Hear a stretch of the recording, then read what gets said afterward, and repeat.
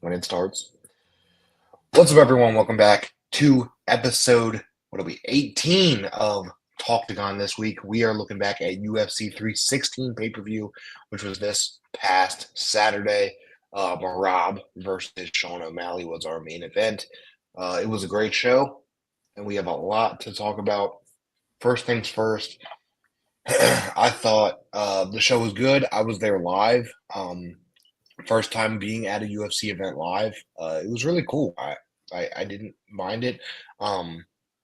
So I've been to wrestling events live, but it's a little different. One thing I actually really liked about UFC that I wanted to point out, that I wanted to just shout them out real quick, that you don't really realize on TV. So on TV, when you're watching, right, there's lights, there's the video packages, there's everything going around. Rami, I don't know if you've ever been to WWE Live. I'm sure you have, right? Yeah, I have.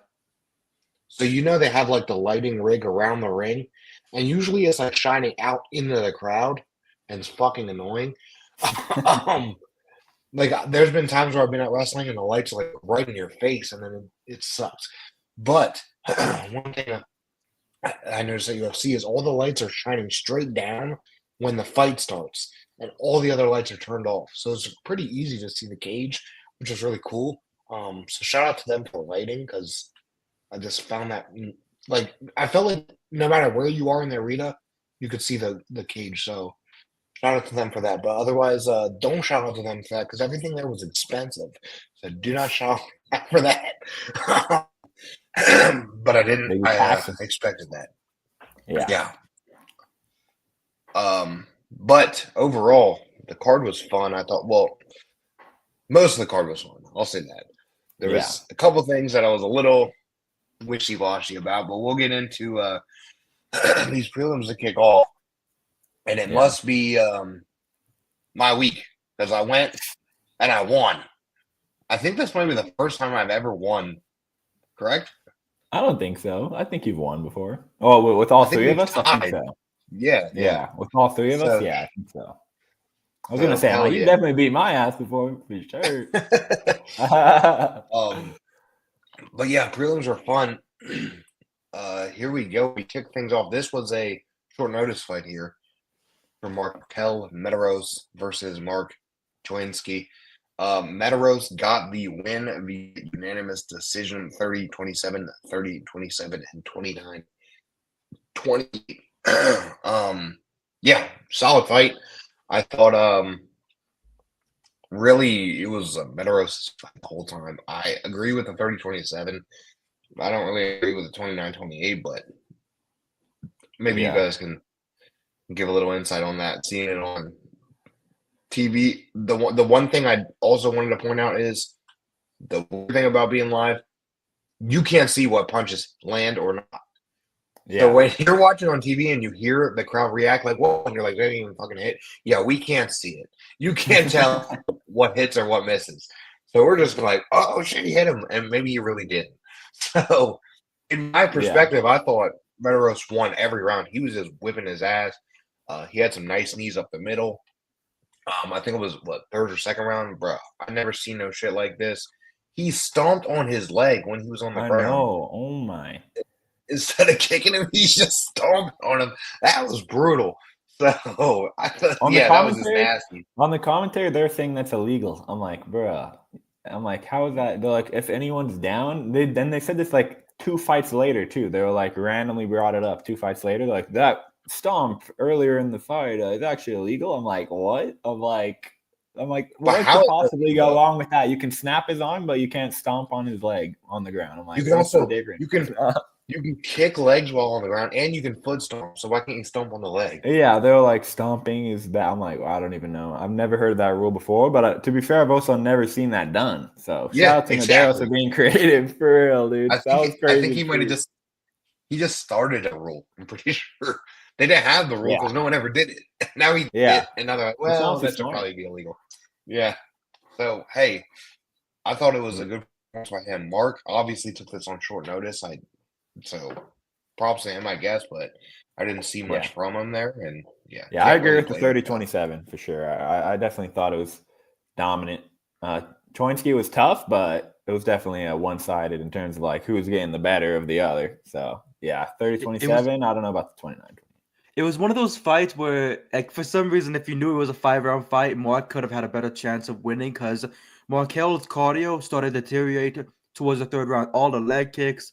For a second, I thought the comment that you brought up was gonna be Randy, the guy who always crank his hog, but that's besides the point.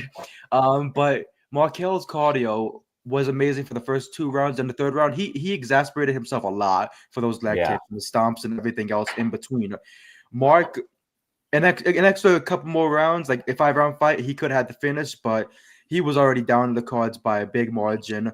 And Medeiros did amazing. I love the work that he did. I would just like to see that cardio get saved a lot more, so that when he does in these third round fights, you're not fighting somebody who can actually strike, because Mark wasn't trying to strike. Mark was just trying to wrestle, trying to get the back and trying to get the submission.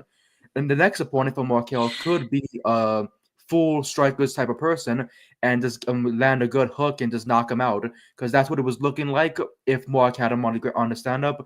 But it was more so a ground game in the third round. But props to Medeiros for winning for us especially. And it was a good opener. It was really fun, especially those leg stomps.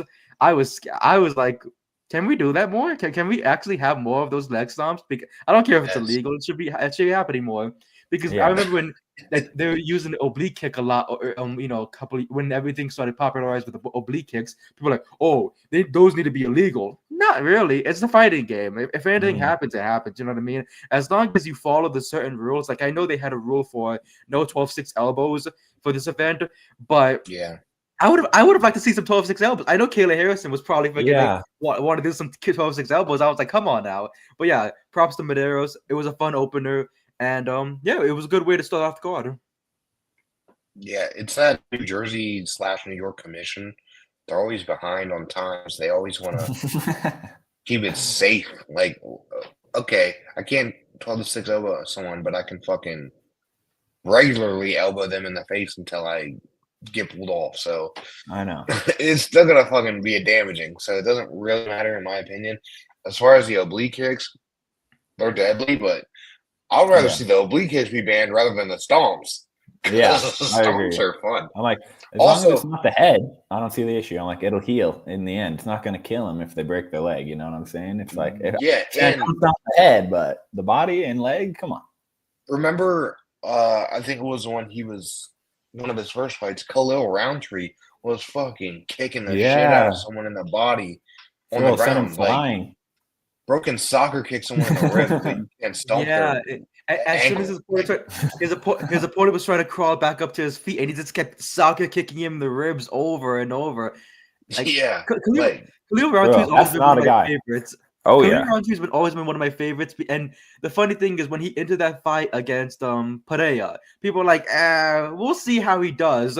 And they almost beat Pereira. It's like those types of fighters always been my favorites, and I love to see him in the octagon. For real, bro. That's not the type of guy you want to get kicked by at all. And he fights soon against Jamal Hill in that main event. So yes, I can't wait. I know. Knock on freaking wood. I'm like, how many times has this one been scheduled, dude? I'm like, Khalil and he's finally fighting Hill, dude. I'm like, I remember back when this was like gonna be like a title eliminator, and then it never happened. And this Khalil got the title shot. So yeah, it's crazy how if this fight happened and Hill won back then, we never would have seen Khalil fight for the title. So yeah, it's crazy how this works. I'm glad we're seeing it now. After we saw what Khalil can do, I feel like a lot of people would probably be counting him out more. So yeah, shout out to Khalil, dude. Random segment. One of my favorites. For real. Yeah. Speaking of favorites, dude, I was pissed. I shouldn't say I was pissed. I just didn't get there. But I got there. So the doors open at 5:00. I got there at like 4:50 because of traffic. And by the time we got in line, we waited like a minute, and then we got in. Well, apparently, like an hour. Not apparently, I saw it like an hour or so earlier. Bro, 2 of my favorite fighters, Justin Gaethje and Sean Brady, were outside meeting with fans. And I was like, bro, I missed it. Come on. But yeah, that was cool for the people who got to meet him, but not me. Dude, I've heard that the UFC events have like really good accessibility for the fighters if you actually hang around. You know what I'm saying? So I'm like, they had like a hang around. They had like a full like it was like a backdrop. They had like a full cage backdrop outside, and the fighters Damn. were just there, and you could walk up and take pictures with them. Obviously, I missed it, but it was pretty cool. Like if you go to a UFC event, you get there a little early, you could meet people. Pineda wasn't. He was there, but he wasn't out there. But his coach was.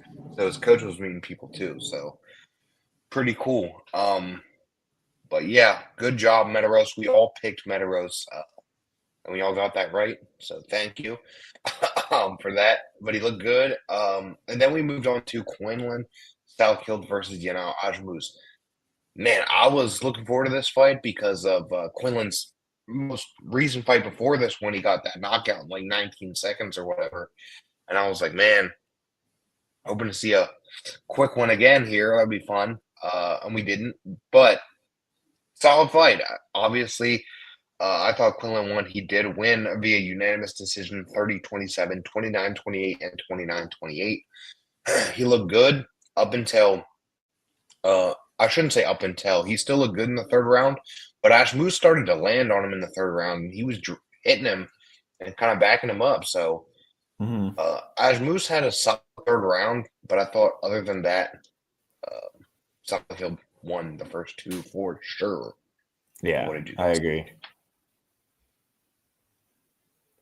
It was like mostly Southkill was doing good, but Ashmush would just randomly get a big shot in, but it wasn't enough. It was like too little, too late in the end. The third round was definitely his best, but yeah, I was like Southkill had built up such a big lead, and he hadn't really taken much damage before then, so he was able to weather it off. But yeah, it was just a crazy matchup, dude. I'm like, the length difference was crazy in terms of arms.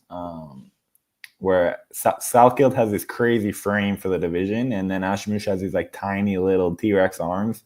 But he was able to land them still, some really big ones in that last round. But Southkill had the solid chin to weather the storm, and solid second performance in the UFC, 2-0 now. So off to a hot start. Yeah, plus looked really good.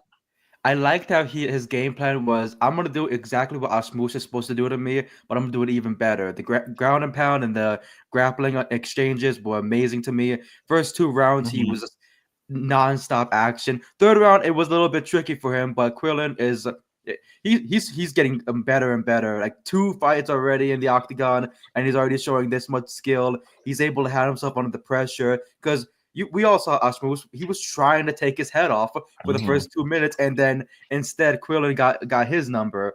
I liked it a lot. I think I didn't watch the last fight. I didn't watch his 19-second knockout when it happened. So this was my first impression of him and seeing how he would fight in the octagon. I loved it. I became a big fan off of his, and I was like, yeah, he's got that. For some reason, he's got that nice little perfect look of a fighter for himself. Plus, he looks like Benson Boone. You guys know who that is, right? Yeah. He looks exactly like Benson Boone, and I was like, dude, like you put him side by side right now, right there. Just put the freaking song "Beautiful Things" right there. But yeah, it was fun. It was another fun fight for us, and another win. I'm very happy about that. We all started really hot, dude, and Southkill only 25, dude. So this guy's gonna be around for a while if he keeps up this sort of performances, dude. So this guy's one to keep an eye on, dude. Only 10 fights into his career, looking that good. I'm like, what's he gonna look 20 fights in? So, man, 100%, exciting. Yeah, really good. We had that was a solid thing with these prelims. We had some nice prospects coming up. Oh yeah. Talk about how about how about the next one? Good God. I wish I could have seen this live like you. Juseng Yu defeated Jenka Seragi via knockout round 1 in about 28 seconds. It was fucking insane. Juseng Yu, you are now like my top prospect because I got to see that live. Like you're my number one dude right now. Because the first 2 fights, me and my brother are like, man, it was good. Well, we thought Quinlan was going to get a knockout for sure, but he didn't. And I was like, man, somebody's going to get a knockout here. And he comes out. You're thirsty for blood. Right? He's Zombie Junior. He's big. His mentor, Korean Zombie. They call him Zombie Junior. He's coming out. So there's a row of dudes behind us, and they're talking shit. They're like, "Oh, you can't beat Zombie Junior. You can't beat Zombie Junior." Like, what the fuck is that? Da, da, da, like dissing on him because of his nickname. And then the fight starts. Jacob walks across that octagon and just gets fucked. He basically just walked into his death. He came across the octagon, got clipped, fell face first. His fucking nose just smashed against the That mat. was bad. It was bad. He slept him. And once he did that, all the guys behind us were like, oh, yeah, he can be zombie. He can be zombie now. Like, damn right he can. He's a monster. That was crazy, though. Seeing that live, like, everyone was like, holy shit. Like, I couldn't believe it. Because I have watched the clip back, even commentary. When he first got him, they didn't even think he really hit him. And we didn't either. It was such a short shot. For I was real. like, how the fuck did he fall? But on slow-mo replay, man, he cracked him with that short. It was really short, but he still got it. Real, It was perfect beautiful. timing. Beats power, Yeah. and it's like perfect precision and timing. It's like if you don't even have to hit him hard, you just got to hit him in the right spot at the right time. And that was evidence of that, bro. The face plant was one of the worst I've seen, bro. That reminded me. 100%. They were saying on commentary, they were like, I haven't seen like that since Manny Pacquiao getting slept. I'm like, I don't know. It kind of reminded me of Justin Gaethje getting slept, Brady. I don't know. It kind of reminded me of Honestly, of it did, Gaethje. though. It did. I'm like, Yeah, oh my God, dude. I'm like, the face plant ones are the worst ones, but I'm like, the back of the head ones is bad too. But I'm like, the face plant ones, something about seeing the arms like just go limp as it's like they don't even try to hold them up. But it's like, ew. I'm like, yeah, no. Like when they say face first, like literally face first. Like this face was the first thing that hit the mat. Like I would love to know if he has a broken nose. Arms are just dead. Yeah, literally, bro. Yeah, arms just completely limp.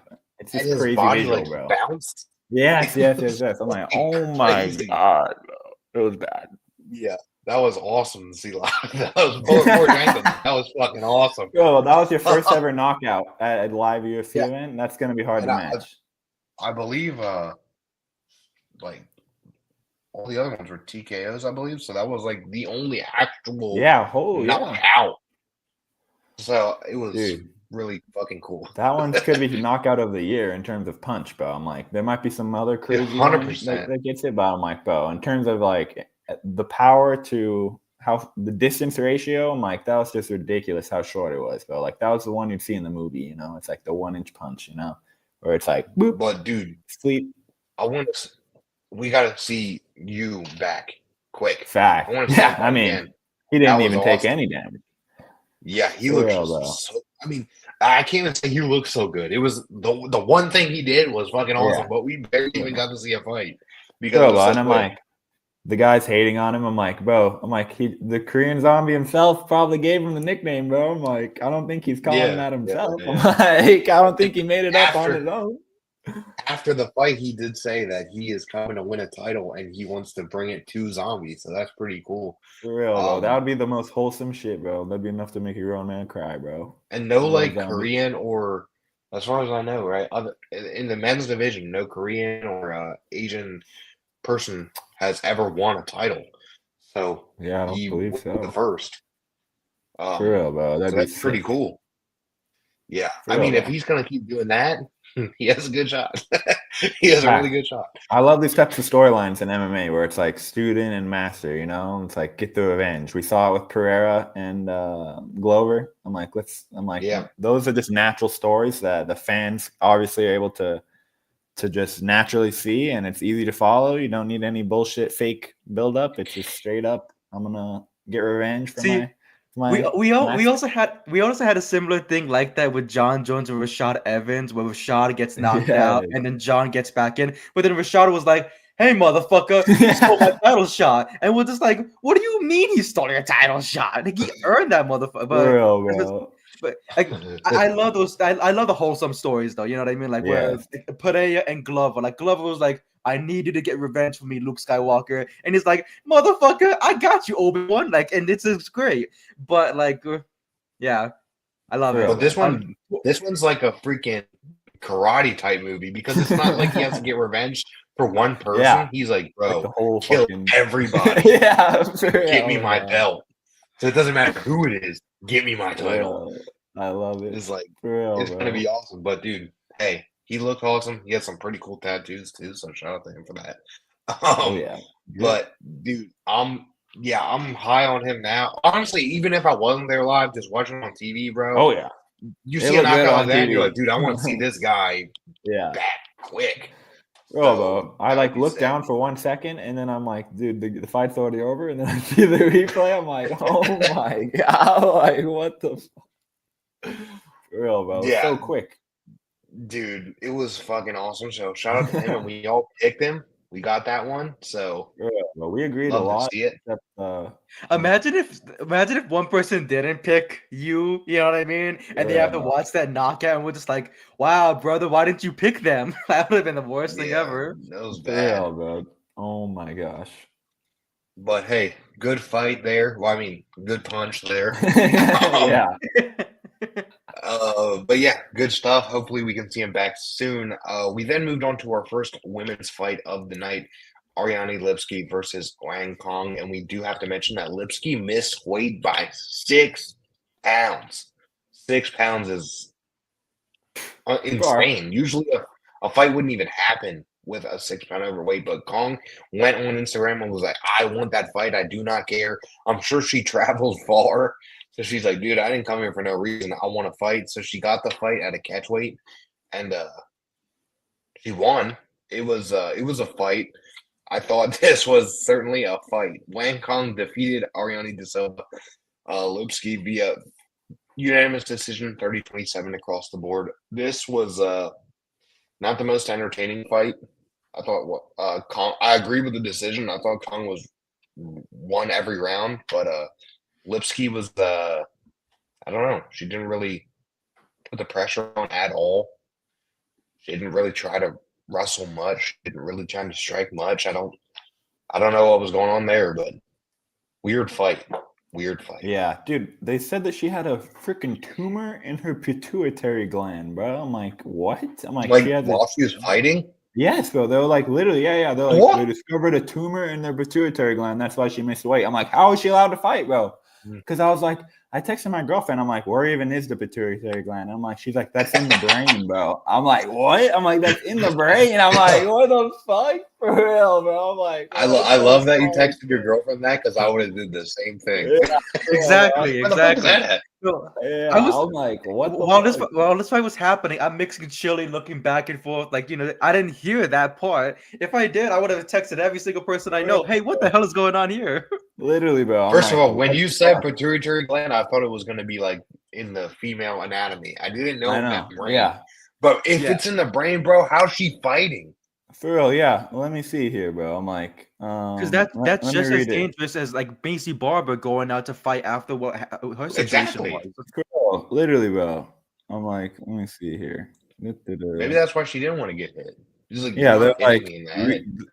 they're like, on Ariana De Silva's bad weight miss was caused by poor advice from her new nutritionist and medication taken to treat a recently found benign tumor in her pituitary gland, bro. I'm like, what the Bruh. fuck, dude?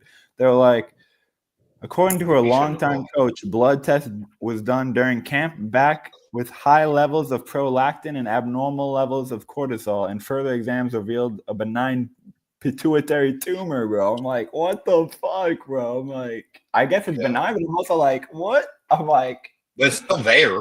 I'm like, if it's affecting your weight cut, I'm like, it's clearly, is it benign or not? I'm like, It's, it's you just shouldn't crazy, be bro. I'm fighting like, bro. I know, literally, bro. I'm like, how is she fighting? And then she thankfully doesn't get to like knocked out or anything. But I'm like, bro, definitely wasn't able to put on a good performance. Really, I mean, I don't know if it she would have done better without it or what, but it's like, bro, Wayne Kong is not someone you want to be in there with a brain tumor. And I'm like, bro. Yeah, I was expecting Kong to get a knockout. I know, yeah, me too, low key, dude. I'm like, how is that even allowed, dude? UFC showing fire to safeties first. But I'm sure the doctor must have cleared her. So, I mean, I guess it must have been seen as safe. But I'm like, when I heard that, I was literally just like, what the actual fuck, dude? I wouldn't Especially take any after chances on that. the Macy Barber shit. Yeah. After the Macy Barber shit, I'm like, what is going on lately, dude? I don't know why they would let her fight genuinely. And now not excusing her weight cut, but like, holy fuck, like For real, I bro. get I'm it, I like, guess. Like, holy for real. shit. I honestly didn't. I figured it was minor until I found out it was in the brain. I'm like, bro, what? I'm like, yo, Yeah, I wouldn't mess with that. That's crazy that they bro, let her fight. I'm like, you only have one of those guys. I know we already get hit in it for a living, but maybe if it's Yeah, affecting your weight cut, something might be going wrong. yeah, that's Especially to dangerous. that degree, bro. I'm like, she missed it by a lot, dude.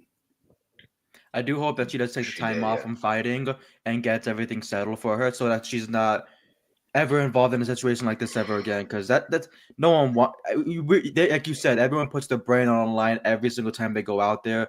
I don't want there to be a situation like a scary situation like what could have happened with Macy Barber or anybody else. No one wants.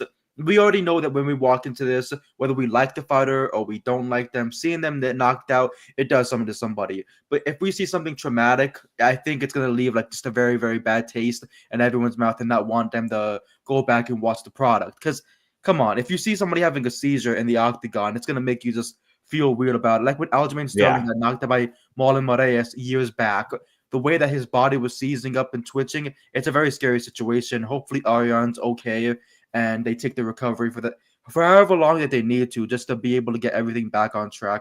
Wayne Kong, of course, amazing fighter. I can't wait to see what she does next. And then knockout power, it's coming. No matter what, her next fight, it's gonna be even dangerous than her first fight was, and I can't wait to see what she does next. Yeah, 100% crazy situation.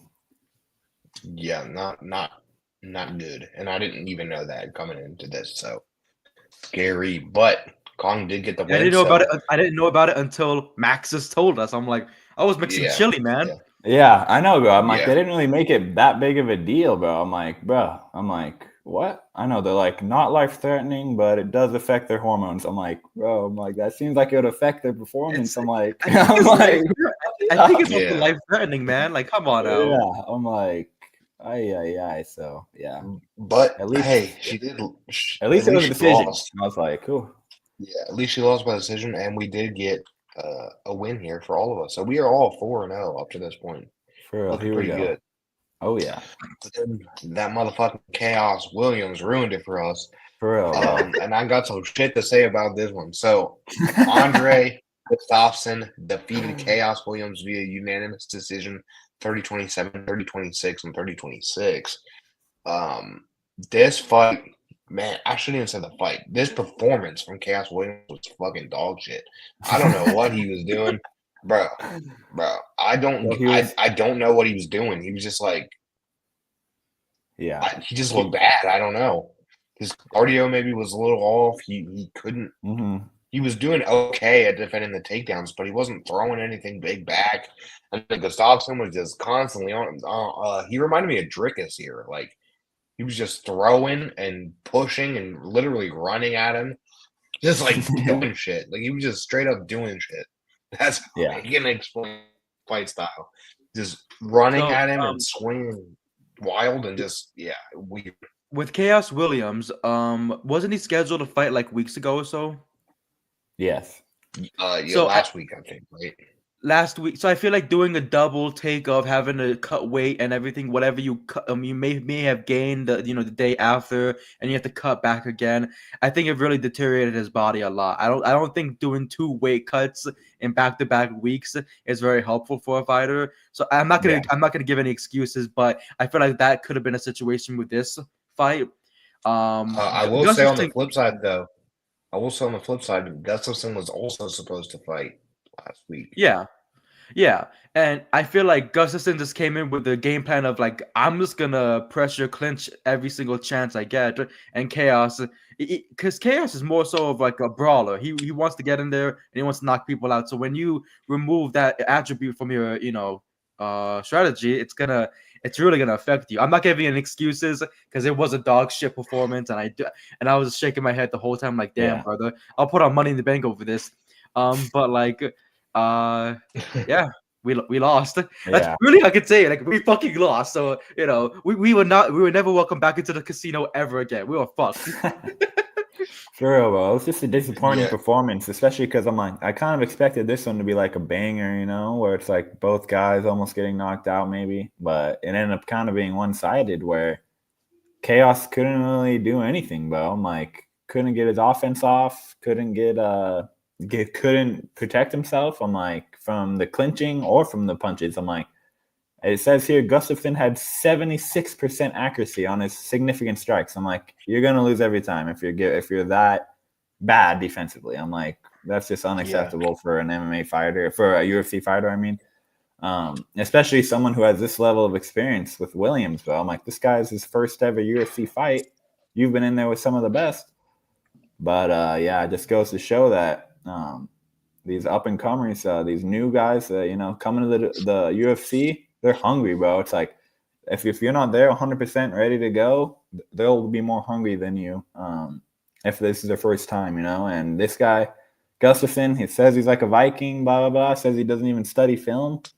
I'm like, sometimes that's what you need, bro. I'm like, it's this like the mindset of like kill or be killed. I'm gonna come out on top, you know. It's like you said about the Drickus style, where it's like, yeah, let me just overpower you, you know. It's like volume of punches and clinching. It's like almost similar to Marab, but obviously without the takedown. So it's just like activity. Let me overload your cardio and your brain. It's like I can't deal with all these attacks at once.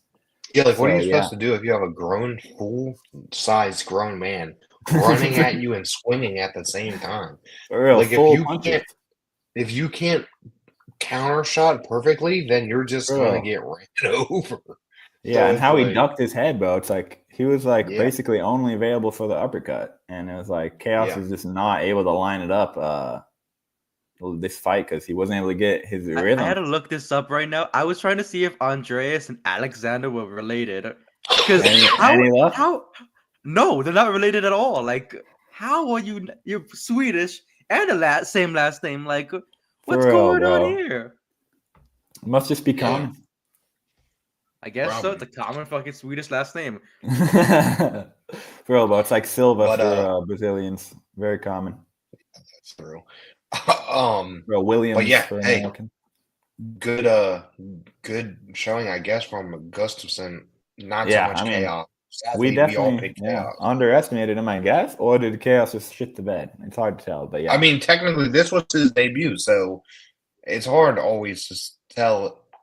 Yeah. You know, are we underestimating a guy that we really haven't seen before? Yeah, that's a good point.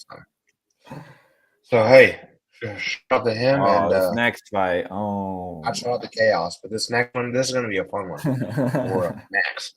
So Waldo Cortez Acosta defeated Sergey Spivak via unanimous decision 30-27, 29-28.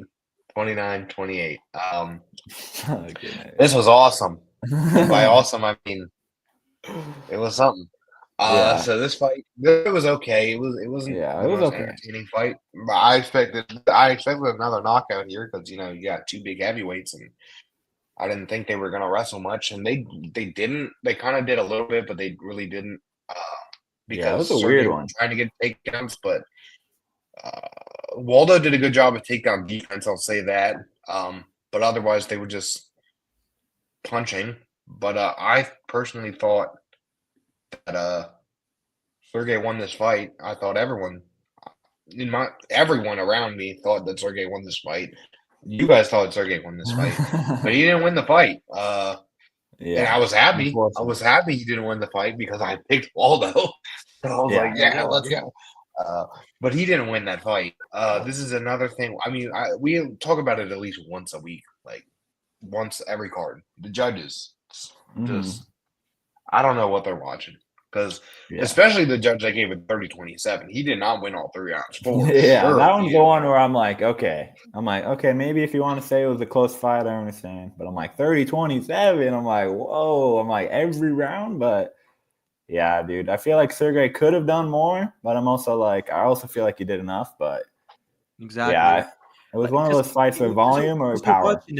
You're watching it, and those rounds are coming by. Waldo looked a little bit gassed already, heading it like towards the end of the first round. I'm like, okay, so I think Sergey's just gonna go for the wrestling, and I kept repeating, and I'm just thinking to myself like, Okay, so Sergey won basically. I was like, I could take 2 losses in a row. Who cares? And that wasn't the case. And at 30-27, come on, man. What the Bro. fuck are they watching? Yeah. What kind of Waldo, what kind of drugs do they got in when, Jersey? Yeah. What's going on here? when Waldo came out, he was cheered. I mean, people cheered, but when he won that, oh my God, he got booed. They did not like that. Because like I said, everyone thought Sergey won that fight. Was commentary calling it a robbery? I mean, not didn't listen to really, commentary. honestly. Yeah, I didn't listen to commentary. I feel like they were kind of calling it a close fight. But yeah, dude, it's just like I feel like Spivak just like was content and was like, okay, I'm landing the bigger shots, so I'll probably win. You know what I'm saying? But the judges must have seen the volume from Waldo and just been more impressed. I'm like, he was more active, but I'm like, he was throwing it like 10% power for like most of his punches. But I'm like Spivak was just like this, like bing, bing, bing. I'm like, bro, none of those are doing nothing. And then Spivak would hit him with a big one. But yeah, not to defend the judges because I absolutely will not hate on them every week. But if you're Sergey in this situation, man, when you have a close fight, I mean, Dana White has said it before. People say it all the time. You have to at least try to win, like try to go for something to set yourself apart, especially if it's a close fight. You never know with the judges. They always say, don't leave it to the judges. But, like, you have to do something to, like, it was a close fight. It wasn't like Sergey landed a massive shot that dropped him and everyone was like, how the fuck did he lose? Obviously, I thought Sergey won, but, like, he didn't do anything super special. So, yeah exactly. You got to do something. Yeah, it's almost like this is why I'm like it's halfway a robbery, halfway not. Where I'm like Sergey almost was like that first round almost could have gone either way. It's like I feel like Sergey won it, but I'm also like, he didn't do that much. So it was disappointing, but I'm also like, it was one of those fights where the rounds were close enough, at least one of them, where I'm like I could see a 29-28. But I'm like, bro, 30-27. That's the one that pisses me off. I'm like, bro, I'm like, how? How is that possible? But it is what it is. It's okay. Sergey, he was just happy to box. It was weird, honestly. The coaches said on commentary, they were like, just stop going for the takedown. He's too slippery. So I'm like, they must have just not liked what they were seeing on the attempts. But the good thing for us is we picked Waldo, except for Max here, who wanted Spivak. Let me ask you guys this, guys. Is Waldo a contender? Will Waldo one day be a top level? No? I'm like, he's only had one loss in the UFC. Not bad. I mean, let's see here. Not bad. 7-1? Not bad. I'll say he's this. He's going to need to show himself for the next to step up in the competition. You need to show yourself. That's all you do. Yeah, this is a big turning point. I don't dislike Waldo. In fact, I kind of like him, especially in some of his previous fights.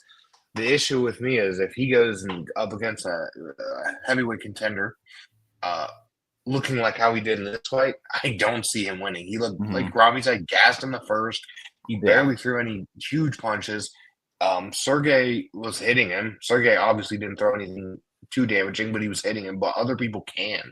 So if he allows himself to get hit by another fucking powerful heavyweight, it's not going to go well. Yeah, it's not like Sergey is known for his punching. Yeah, will he be a contender? Probably. Because based on necessity. Is so shallow. Right. They're like, we need someone. Yeah, but will he actually be a champion? Probably not. I agree. Heavyweights need contenders, so will he? Yes, 100%. He'll at least be top 10 probably because they don't have anyone else. But will he actually win? Probably not. But Monday, June 9, the day Waldo took the competition seriously. Watch. He's gonna hear this. He's gonna hear this clip from Brady and be like, "All right, motherfucker, let's go. Come champion in 1 year. Go ahead. Hey, champion in 1 year." We need people at heavyweight. Tom is like, my new opponent has been found. Waldo versus Tom for the undisputed. John has been stripped after that performance. Which is funny because I have the MMA hour in the background and they're just showing all the John Jones tweets. His petition. Like His Imagine if 200 he went feet against towards essays. Go on. if he went My against apologies. if he went against a Tom, or if he went against It would not be well. if In my Pineda opinion. moved up, or if he went against Magomed, or he went against even Or Curtis Blades, who Volkov. was smaller, but Yeah. Volkov or Magomed, or Volkov, you know? if Blades just wrestled him the whole time. Like it's not going to be good if he's fighting some top guys, but I mean Derek Lewis even. Like I feel like Derek could knock him out, but you never know. So Yeah, it's like Sergey's a pretty solid gatekeeper for heavyweights. You know, it's like, okay, if you can beat Sergey, you're at least, you know, could be a contender. But I don't know that performance Wait, where it's like you beat Sergey, Derek but as in Derek Lewis? yeah, He's gonna cheat that whole fight, dude. Come on now. What are you talking about? that video, that's why I win. That's why he nut wins. punch, over and over again. Hey, he has a Gotta main love event coming up, like two or 3 weeks or whatever. UFC Nashville. Derek Lewis, Allison Teixeira. So shout out to Lewis. He's gonna cheat his way to a title. But yeah, I got Waldo. Brahmi got Waldo. Max did not, but he should have won this. Oh, but to I be was fair. trying to be different with that pick too. I'm like, yeah, well, they're both picking Waldo. I'm like, I see Spivak winning. And he did, Like, we but he agreed didn't. so much on this card too, but I was like, the ones that we disagreed on was like, all right, this is gonna determine the whole thing. I was like, here we go. I was texting you guys before it started. I was like, Spivak, here we go. Then So, Brady's over here laughing at me on the group chat. No, I was cracking up. Everyone around me was like, "What, sir? Won that? What?" And I'm sitting there literally laughing. I was like, "Waldo won. He should have won, but he won." For real, bro. I think I put a little small bet on it is. Waldo, so I was like, "Oh, I forgot about that one." After at the end of the night, I was like, "Oh yeah," I was like, "Okay." I'm like, maybe I'm not so mad. But yeah, hey, screw the judges. You know, never let them go. But the next one didn't need to go to the judges. How about Azamat and Murzakanov versus Brendan Ribeiro? So this fight, UFC, man, they take long ass fucking time between fights. Sitting there live, you're just like sitting there and watching the same video over and over again. You're like, oh my god, hurry up with these fights. Oh, don't tell Dana White that. He might get mad. He'll be like, "What? We have the fastest event ever. Go to a boxing event." Hey, in fairness, boxing. Bro, they'd have you there for hours. So in between the end of Spivak and the beginning of Murzakanov, I went and actually picked up this shirt. The Oh UFC yeah, 360 hey, Stone Cold What? inspired shirt. Yeah, shout out to Stone Cold from Boston. Yeah. I was hoping he was there. He wasn't. But I was actually in line. The line was pretty long, so I was in line while they were doing the entrances, and they had a huge screen, like a massive movie theater type screen. So I was sitting there just watching the fights on the screen, and they're doing the walkouts and stuff. And then I finally get the shirt, and they started going at it. They were fighting. By the time we walked back to our seats, I literally sat down in my seat, and then he rocked him, dropped him, and finished him. And I was like, "Oh, wow, we got to see the finish." So that was pretty cool. But yeah, Murzakanov defeats Brendan Ribeiro via TKO round 1 punches. I mean, hey, he looked good. Yeah, just wobbled him and then ended up dropping him against the cage and finishing him off with TKO ground and pound. Yeah, solid stuff there. Bredesen Ribeiro was a late notice replacement, I believe. So, hey, you got to check. Yeah, you got to check. For a good performance, though. Yeah, Azamat looked good. Yeah. Azamat looked good, undefeated still, knockout win. I think he's on like a 5-fight win streak in the UFC or so. So honestly, it's going well for him. I know it's a late notice opponent, but can't wait to see what he does next. You know, because a full camp, a full fighter, and like whether it's a featured prelim or before the featured prelim, these fights are always exciting. So no matter what, you get a finish under your belt, everyone's gonna love it, and everyone's gonna look forward to what you do next. Not stand there and gas yourself out for 3 rounds. You know what I mean? Yeah, 100%. Yeah, not much to talk about here. Not much of a fight. It was pretty short, but yeah, Azamat looked good. A bit outmatched. He was originally supposed to face Johnny Walker, so I feel like that one would have been a little better in terms of competitiveness. But yeah, Ribeiro did his best he could, but yeah, Ozma was much too much for him, dude. Yeah, undefeated, and yeah, this is a guy who could be one of those guys who. Now this is more of a legit contender where I'm like, okay, I could see this guy going in there if he's actually stays active and can get these contending wins. I'm like, this guy could be in the top 5 if he gets some wins going. So definitely a 100%. monster, bro. I'm like, yeah, he just needs to fight he just has to have these fights not falling through all the time. It's like in his last, he's had so many fights scheduled. It was like Ozdemir fell through, Roundtree fell through, then he fought Menefield, then Krylov fell through, then Walker fell through.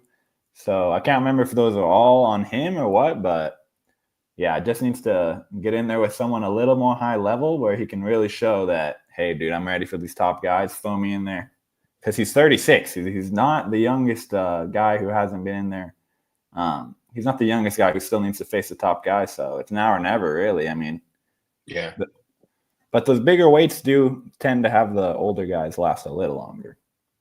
But a performance like this certainly helps him. I'm sure he'll get back pretty quickly. Showed that it's like easy work if he's not in there against someone like ranked, at least.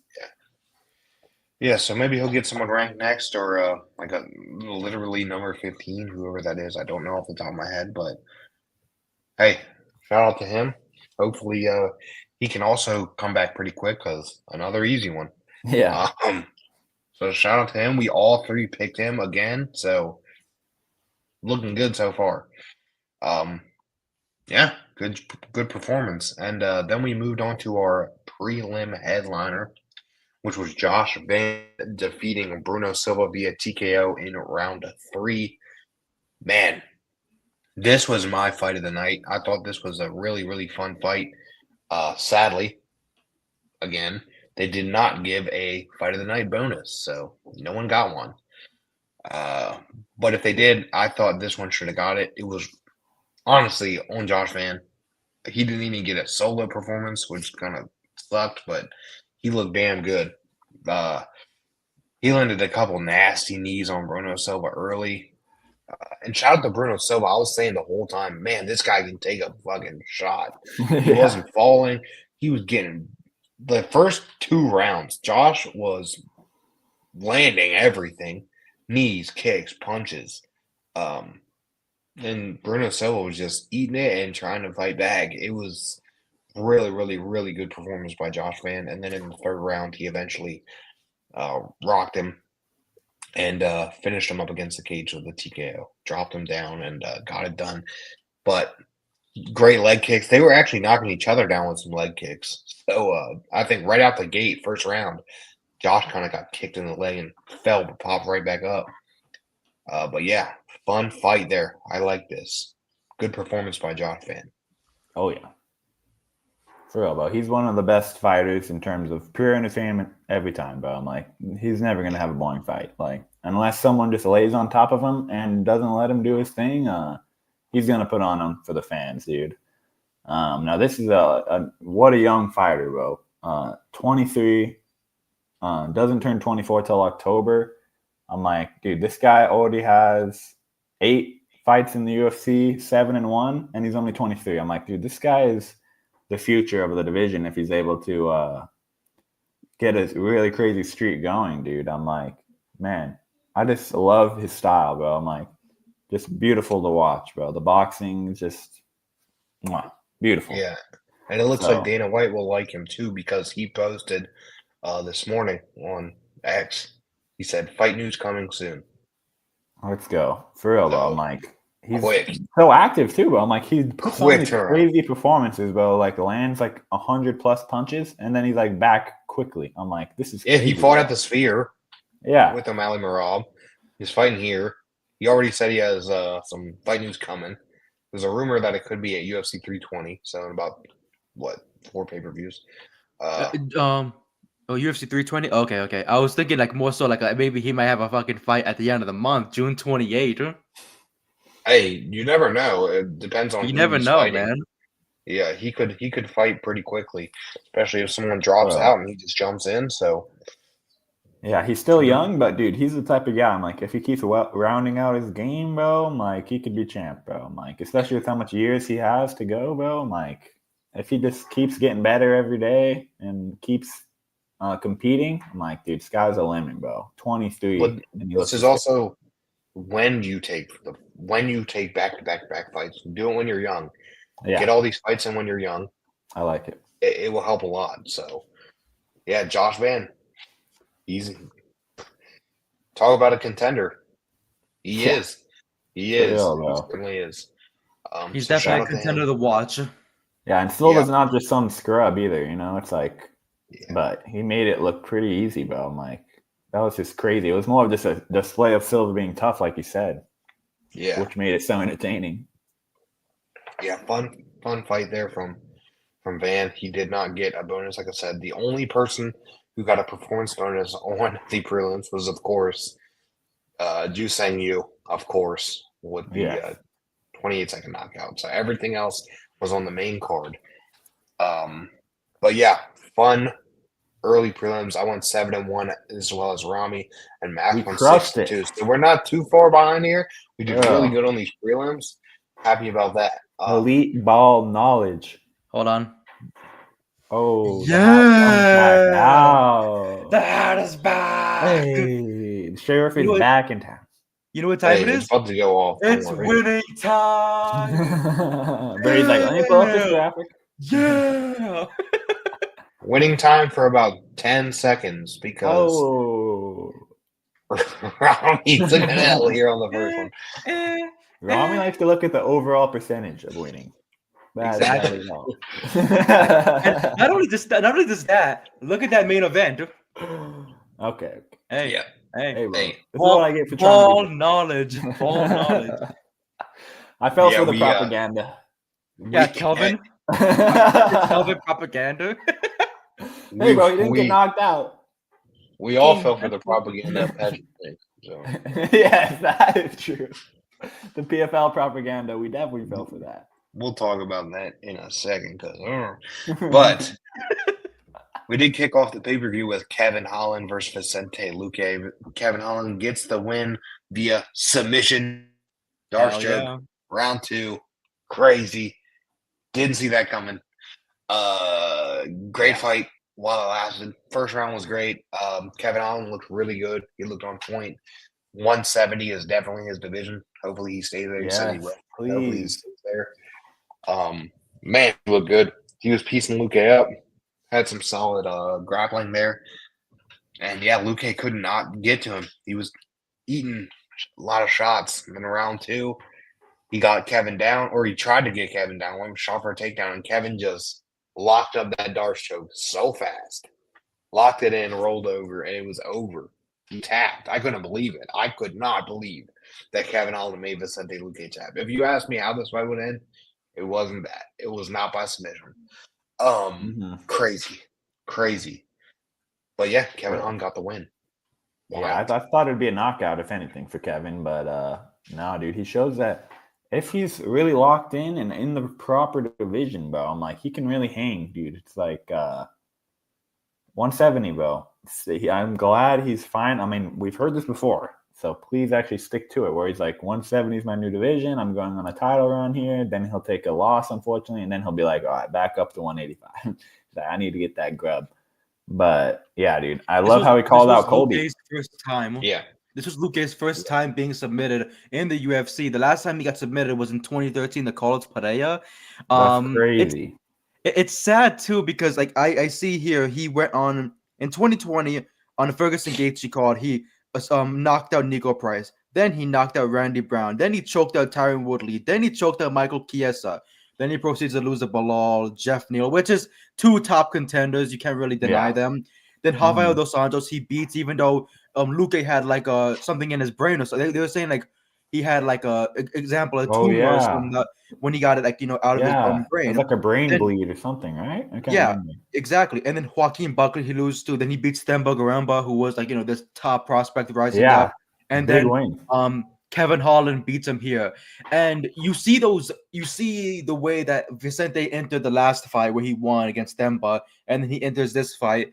A lot changed. It looks like he came in here very groggy, very tired from the weight cut and whatnot. I'm really fully blame the weight cut, but it feels like with how many fights he's taken in the last 10 years, and how much action and how much work he's trying to put into keep staying at the top, trying to be in the top 10 and whatnot. It definitely took its toll on him. And Kevin Holland is always prepared. My favorite thing is when he calls himself Black Batman, because he's always at the scene of a crime to save the day. It's so beautiful. But Holland came in there, he was hot. It's like when you're watching a basketball game, you're either Tyrese Halliburton or you're Shai Gilgeous-Alexander. And when Tyrese Halliburton, you're always gonna nail that buzzer beater. Except for last night's game, but you're always gonna nail that buzzer beater.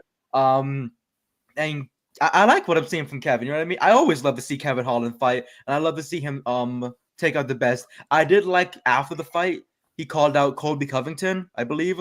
Yeah. He wants to fight. Fuck yeah, give it to us. Perfect fight. If they can give us a torture rack of Colby Covington getting beat up by every single fighter that he's ever shit talked, I'll always want that. After Kevin Holland beats his ass, let Bilal Muhammad go in there and beat his ass even more. Like let's do this. Let's keep the torture rack going. I don't care what anybody says.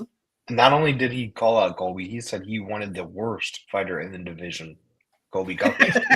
So it reminds me of when Cormier said, "I want the worst fighter in the division," and they gave me Ryan Bader. Like that's just fucked up, man. For real, bro. Yeah. Like that'd be a great matchup. Yeah, I'll take that. Kevin Holland, man, I was excited. I was excited for Kevin Holland on this card because he always is entertaining. Every time, win or lose, he's entertaining. Yeah. He's either gonna get the finish or put on a crazy show. Yeah, so he definitely did that. He ended up throwing his mouthpiece into the crowd, and a fan called it. So somebody has Kevin Holland's mouthpiece. They have a spit on their fingers. Ooh, hey. Kevin Holland, bro, right? He's a winner. He's a winner. Be like Derek Lewis throwing the fucking crotch guard. I'd be so scared. It's like getting a fucking tactical nuke thrown at your fuking chest. You're done for, buddy. I'd rather have a mouth guard than a cup. Oh yeah. Yeah. Collect the full fight kit. I have the used mouth guard, used crotch guard, my bucket list, fellas, and he's racking it up.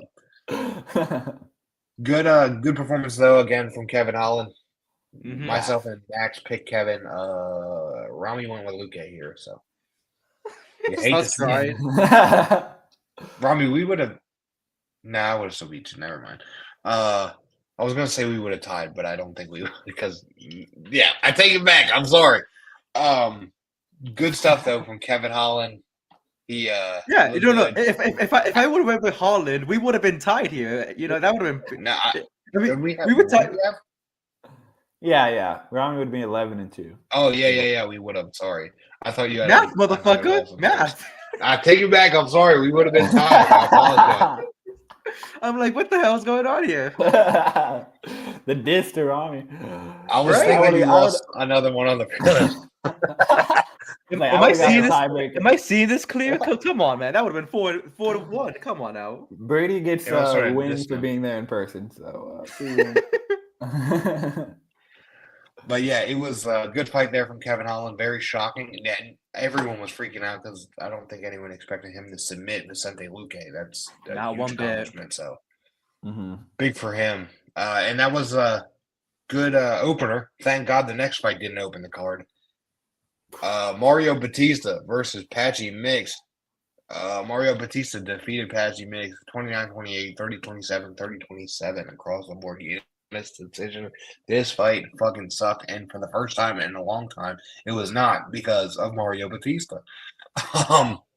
Mario Batista was doing some solid work here, but Patchy Mix, what the fuck was he doing? I do not know. Worst debut.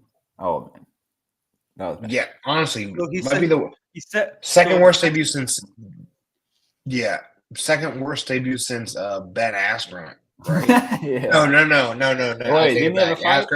Askren beat Robbie Lawler. I take it back. Yeah. So terrible. I think this was the worst debut since Patricio Pitbull. Honestly, against the guy. I mean, that's probably bad. You know what I mean? Well, I want to say with Patchy Mix, he said here, I took the fight on 3 weeks' notice against the guy who was on an 8-fight win streak in the UFC. I don't hang my head. Most of you men that think you could give an honest assessment could never relate. Like, I want to say this. I do feel I agree with what he says in some ways, but I feel like if you're entering this fight and the whole time, this whole week that was being built up, you're saying like, I'm gonna go in there and I'm gonna fuck him up. I'm gonna break him in half. I'm gonna tear him down from limb to limb. Okay. And then you go in there and you're fighting like a stick figure with no arms or legs.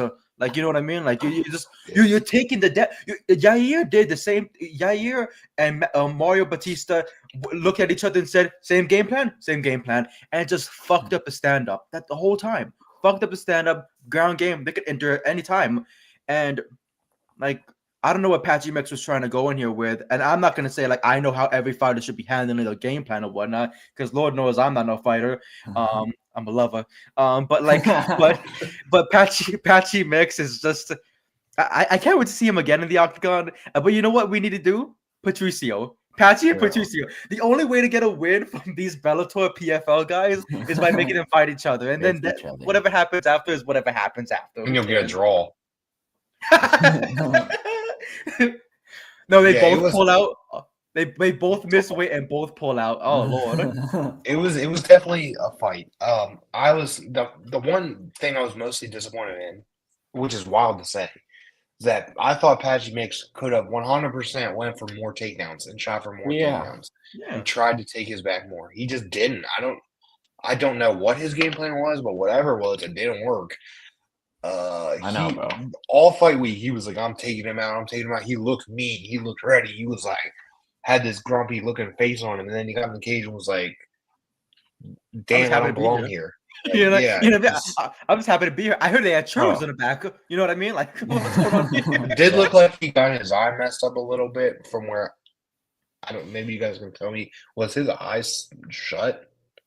Because it looked like he was bleeding on his right eye. Towards the second round, yeah, it was bleeding, and I saw the eye shut. Yeah, so he got hit. But he got hit a lot. Letting himself get hit. Yeah, it was. Bro, it was the worst defense I've ever seen, bro. I'm like, what the fuck was he doing, bro? I'm like, he was literally just standing still, bro. I'm like, what is he doing? He's not moving his feet, not moving his head, not doing anything, bro. I'm like, he was just trying to counter every single time that Mario came in. Somebody put great defense from Patchy, protecting the arms with his face. I was like, "Oh, this is crazy." Bro. It was like awful. The crowd was literally heckling him during the fight. Go back to Bellator. Don't come back to UFC. Fuck Bellator. Just people just going in on the Bellator thing. And then you have Don Davis. That's my boy. Like, what's going on, dude? For real, bro. He's like our guy. It's a rough time for those PFL as a whole. For real, bro. I'm like, I just think we came in here underestimating him or something, bro. I'm like, how do you come in here talking all that shit? Literally. To the switch up is crazy. It goes from this guy's a journeyman, I'm a champion, multi-time champion, world champion, to I took this fight on 3 notice, guys. Please don't cut me some slack, guys. Please, I took this on short notice against a guy who's on an 8-fight winning streak. I'm like, you just call him a bum. I'm like, what do you do? What? So to build up the fight, you call him a bum? I'm like, that's not how you build up a fight. I think he thought, because he mentioned it, I think he thought that Mario was going to fight him like he fought Aldo and push him against the cage. But obviously, Mario is smarter than that because he knows Patchy Mix is good on the ground. So just don't do that. Strike with him. For real. I'm like, yeah, it's almost like he respects the striking of Aldo and doesn't respect your striking, Mix. I'm like, bro, you have, let me see, 2 TKO KO wins in your entire 20 wins. And you're trying to strike with this guy. I'm like, what are you fucking doing, bro? 65% of your wins are submissions. Oh, let me try to strike with a guy who took Jose Aldo to a decision and beat him. I'm like, bro. One judge gave Patchy Mix at least a round, which I didn't agree with. But bro, I'm like, what the fuck was he thinking? I'm just like, what is the game plan, bro? I'm like, it was literally no head movement, no defense. Let's just strike with him, try to counter him every time he comes in with the fucking left hook. I'm like, bro. I just don't understand, bro. I'm like, it was the worst It was like he was stuck in quicksand, bro. I'm like, what is going on with him, bro? He won't go for takedowns. He won't. It was like he was a statue, bro. It's like Batista was fighting those dummy punching bags that have the fucking face on them. I'm like, bro. Yeah. I just don't understand. I do want to say Mario. I mean, maybe he's just better than we all thought, bro. I'm like, he is on a crazy winning streak. To be fair, so I'm like, maybe he just does this to most guys. You know what I'm saying? I'm like, to be fair, bro, I'm like, normally he's not as boring as he is in the Jose Aldo fight. You know what I'm saying? So I'm like, Mario's like, let me take that disrespect and use it as fuel and take all the momentum from Patchy. Where Mario is one of the most hated guys in the division, but now all the attention's on how shit Patchy is, bro. So I'm like, this might be best case scenario for Mario, where he put on a master class and makes look like he does not belong, bro. I'm like, that was bad, bro. Yeah. So easy work for Batista. Usually this happens every time are done recording. Then we have news. But I got some breaking news right shit. now going down. Dun-dun-dun. Manel Kopp has pulled out of his UFC 317 fight against Brandon Royval, and Josh Van is stepping in. Oh, you fucking called it, Rami? It said What? Josh Van is currently in the works to sign a contract to fight Brandon Royval for UFC 317 after Manel Kopp pulled out. So it's not fully official, but it's probably going to be official. Holy fuck.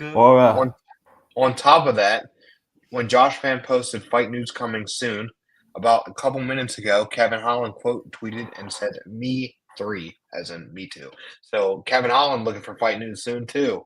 So we could have Josh Van on back-to-back pay-per-views and possibly Kevin Holland as well. So, bro, those two are Dana's favorite fighters, bro. So active, always puts on fucking good fights, bro. I'm like, those two are the UFC's dream, bro. I'm like, I hope that happens, bro. That'd be a banger. Royval, tough as they come.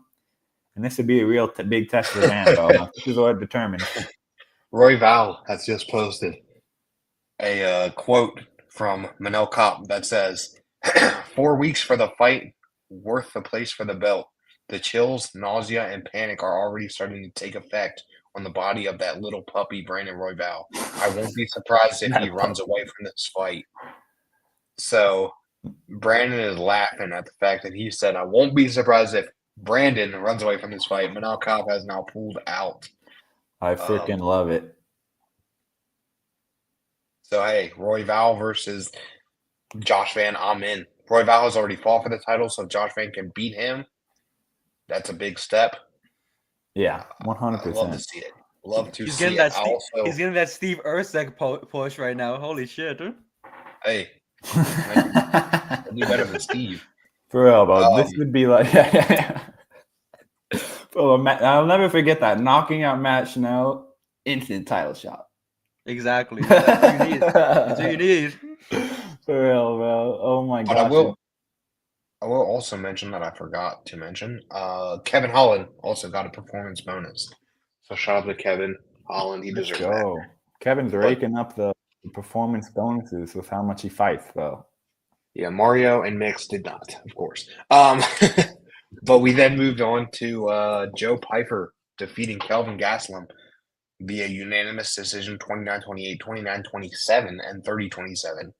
I agreed here. Joe Pyfer definitely won that fight. He dropped Gastelum like 3 or 4 times. Gastelum early too, bro. Yeah, early. He didn't have much for him, Gastelum. Gastelum was hitting him a little bit, but nothing crazy. The fight was okay. Pyfer apologized after for not putting on the most entertaining fight because he was looking for a finish, but it was okay. But Pyfer did get the win. Solid, decent fight. The reason I picked Kelvin, I'm like, he's never been knocked out. All Pyfer can do is get knockouts. That was my philosophy.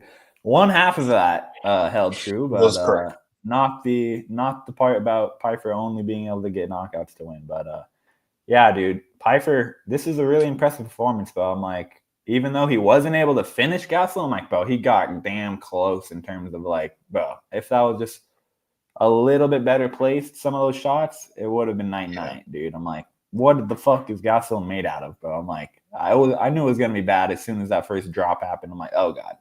I'm like, it looks like that power that they were talking about, Piper being the hardest hitter in UFC history, might actually be true. Where he just fucking sent him flying, bro. I'm like, oh God. I'm like, this can't be good. But credit to Kelvin, bro. He fucking never stops, bro. I'm like, he's always gonna try his hardest, even if he's outmatched, bro. I'm like, he has a weird frame, so he's always fighting these bigger guys, especially when he's up in his 185-pound state, not his missing weight for 170 state. So yeah, Piper, impressive performance. I think that if he's able to stay active, dude, I'm like, this guy could be a real contender, dude. I'm like, that power, dude, is really something. Yeah, and you know what's funny? You know what's talk funny about all of that, though? about Piper and Kelvin for a little second here. I have to piss. So you Okay. two talk about them. Yeah. I'll be right back. What was it, Rami? So what's so funny about Joe Piper? You know, you go in there, you step in this fight, you say you're gonna knock out the guy. You hate Mexico. You know what I mean? I know. He specifically says, "I hate Mexico." Goes against the Mexican fighter. I'm gonna knock him out, and you couldn't do it. For real, bro. Come on, brother. Come on. Mexico's better than you. Yeah. So I had Kelvin by food poisoning, sneak in a fucking. you know what I mean? He shit himself. He just said, "I can't do this, man." But it was like what Brady said. It was an okay fight. You know what I mean? It wasn't really something that it made us like, oh, like the first round stand up out of us see like, oh, he just dropped him like 3 fucking times, like holy shit. And then round 2, he was just whiffing. They're both whiffing most of the time. Third round, whiffing most of the time. But Joe was landing those shots where the judges are like, you know what? Point on him. It was winning him the fight. So him winning this and him staying active is gonna be good for him, beneficial. So Bo Nickel is a middleweight, right? Yes. So this is welterweight, right? I think they're both middleweight. They're both middleweight. Yeah. We need Joe versus Bo next. You know For what real, I mean? bro. They're both shit talking each other. Exactly. Plus, they both came from the Contender Series and these big triumphant stories of like, I'm here and I have to, keep fighting and what was the Joe Piper quote again? Joe Piper, how he was like, I can't remember. Fight like Joe Piper, be like Joe Piper, and then Bo Nickel came in on all these freaking like grappling wins, wrestling wins, all that type of stuff. Give them the fight next. You know what I mean? And they look alike, low key. Exactly. You have the weigh-ins, the face-off, and everything. You're like, who's who? For real, bro. I love that shit. Did you see how in the press conference, literally, bro, he was like, and if anyone got fraud checked, it was Bo Nickel. I'm like, randomly, I'm like, what? No one even brought up Bo Nickel. Bell's just randomly like, if anyone got fraud checked, it wasn't me. It was Bo Nickel, by the way. I'm like, damn. I'm like, friendly fire on the ginger on ginger violence. I'm like, relax, guys. I'm like, can't we all be friends? But then I low-key forgot that they're in the same division, bro. I'm like, damn, bro. I'm like, Bo is tiny for middleweight, bro. I'm like, I honestly could not vision. I was watching Joe's live stream after the pay-per-view, and he mentioned, because everyone kept saying, fight Brendan Allen next. And he said, I'm not fighting Brendan Allen. He's a good friend of mine. The only time I'll ever fight him is for the number 1 spot or for a title. That's it. So I do like that for a future-wise, Piper against Allen. That would be fun. I would have Allen winning that immediately. Yeah, I agree. I feel like he has that edge on him. At this moment, he has the edge. But if Piper can, land, knock out his opponents, next 3 opponents, knock him out, then Allen's gonna have a problem on his hands. I don't really know what happens. I don't really know what happens next for Piper. Like, who can he fight next? I think Bo Nickel should be next in line. But really, we really don't know. Is he fighting anytime soon?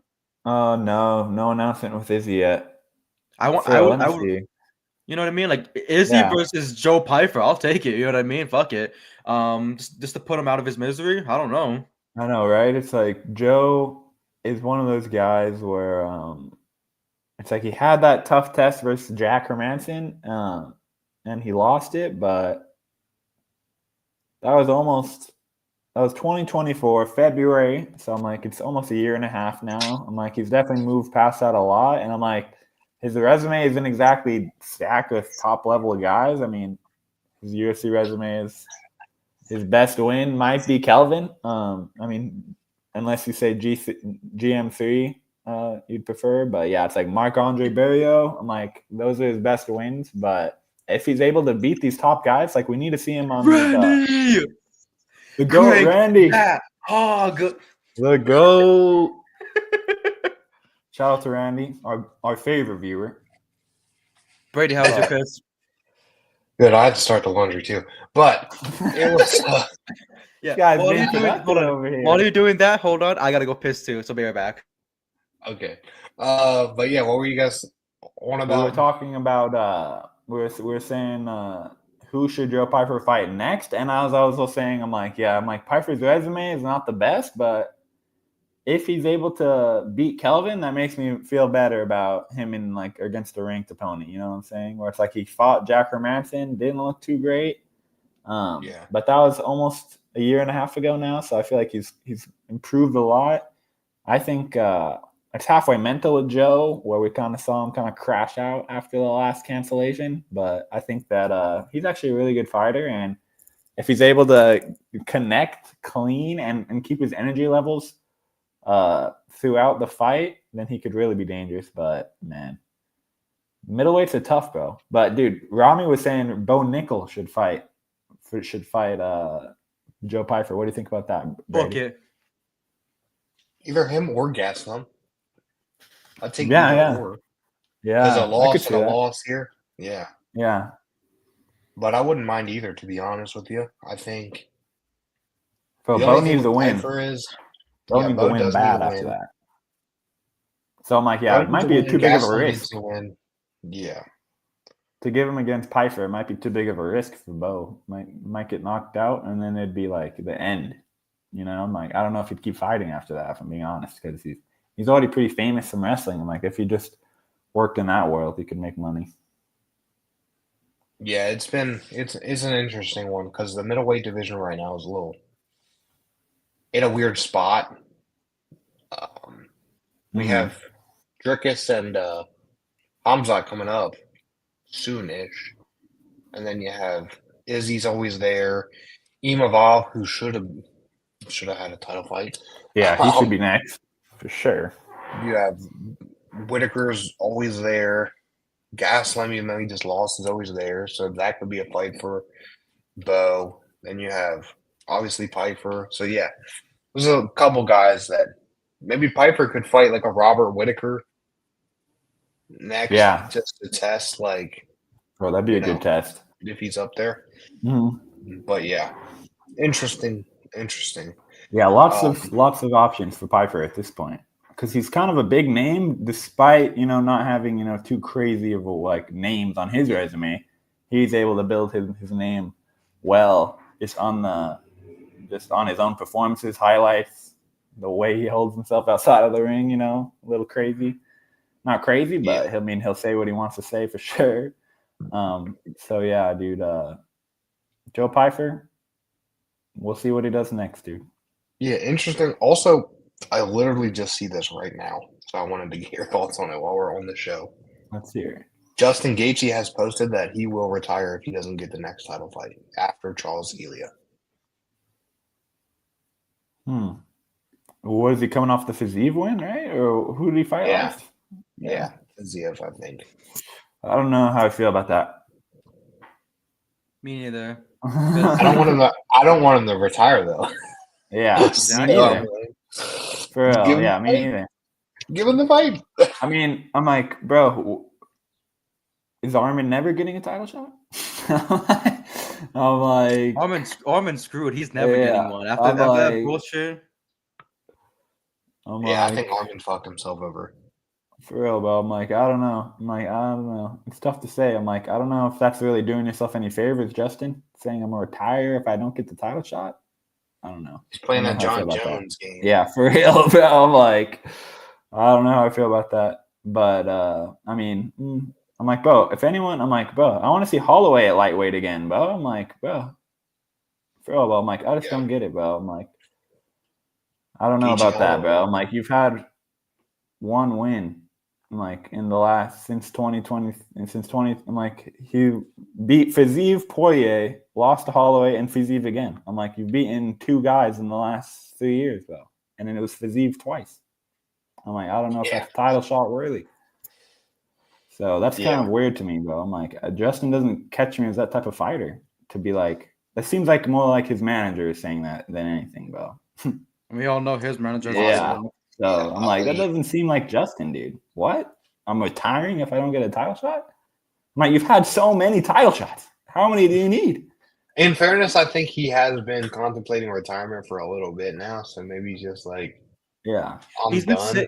He's been Unless saying we it since he need a broke his title. nose, because he said he got that last nose surgery, and he said, I don't want to break it again. But if I do, I'm gonna retire. And I think he did get his nose messed up at some point during one of his last fights.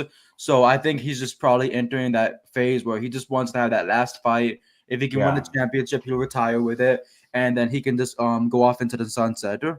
Yeah, it's like I can never hate on Justin because he's such a beast and a legend. So I'm like, I don't know, it just seems weird. But I mean, I wouldn't be mad. I mean, I just am like, I don't know.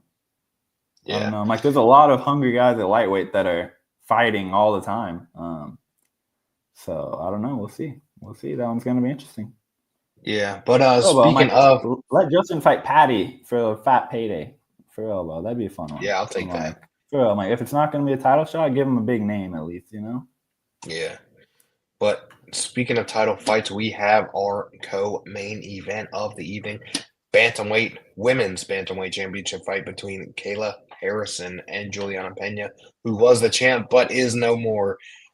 Kayla Harrison has defeated Juliana Pena via submission Kimura round 2. Man, Kayla freaking Harrison. What a fight for her. What a performance for her. She dominated. She took Juliana Pena down in round 1, kept her down. Like you said earlier, I feel like if those 12-6 elbows were an option, she would have definitely been using them there in the first round. Yes.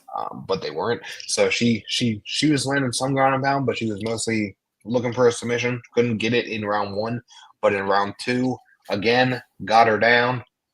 Was looking for a head and arm triangle. Couldn't get it. And then she was like very sneaky with the Kimura.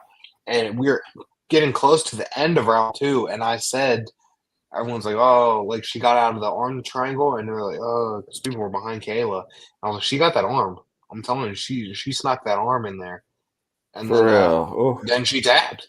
So it was from our angle, we couldn't see the arm, but I saw Kayla working towards it. And I was like, I think she got it. And then Juliana tabbed. And obviously on the replay, we see she definitely had it. Oh, yeah. And new women's bantamweight champion, Kayla Harrison. I am amazed by Kayla. So here's some story time. So back in 2020, I went to Colorado to go visit somebody I will not name. But their mom, I was don't worry about it. Their mom, I was best friends with. Don't worry about it. Their mom has always been a sweetheart to me. And her mom is is a judo queen in Colorado. She went to the Olympics. She did all sorts of things. So I always learned more from her about judo and whatnot. She hated Ronda Rousey, which I was always found so very interesting because I was like, me too, brother. But you know how the situation is. But she always praised Kayla Harrison. This is 2020. Praising Kayla Harrison, and I remember telling her she's in the PFL, she's fighting, she's doing her thing and whatnot. Maybe one day she'll get to the UFC. Fast forward to 5 years later, I text that person. I'm like, "Yo, Kayla's fighting tonight," and it's like, and I'm like thinking to myself the whole time, like, can Kayla finally do it? Can Kayla finally be the one? And I have no doubt about it, like her becoming champion. It's just all about getting to that opportunity and seizing the moment. And when she finally locked in at Kimura, got the submission, and then got the championship wrapped around her, I was so happy. But I just don't like one thing about her. And it's not anything about her. Middletown, Ohio. I think that's a shithole. I've been there before. I've been to Middletown, Ohio before. My best friends, Logan, Zach, and all these other motherfuckers, they're from there. I fucking hate Ohio. I think it's a dog shit place.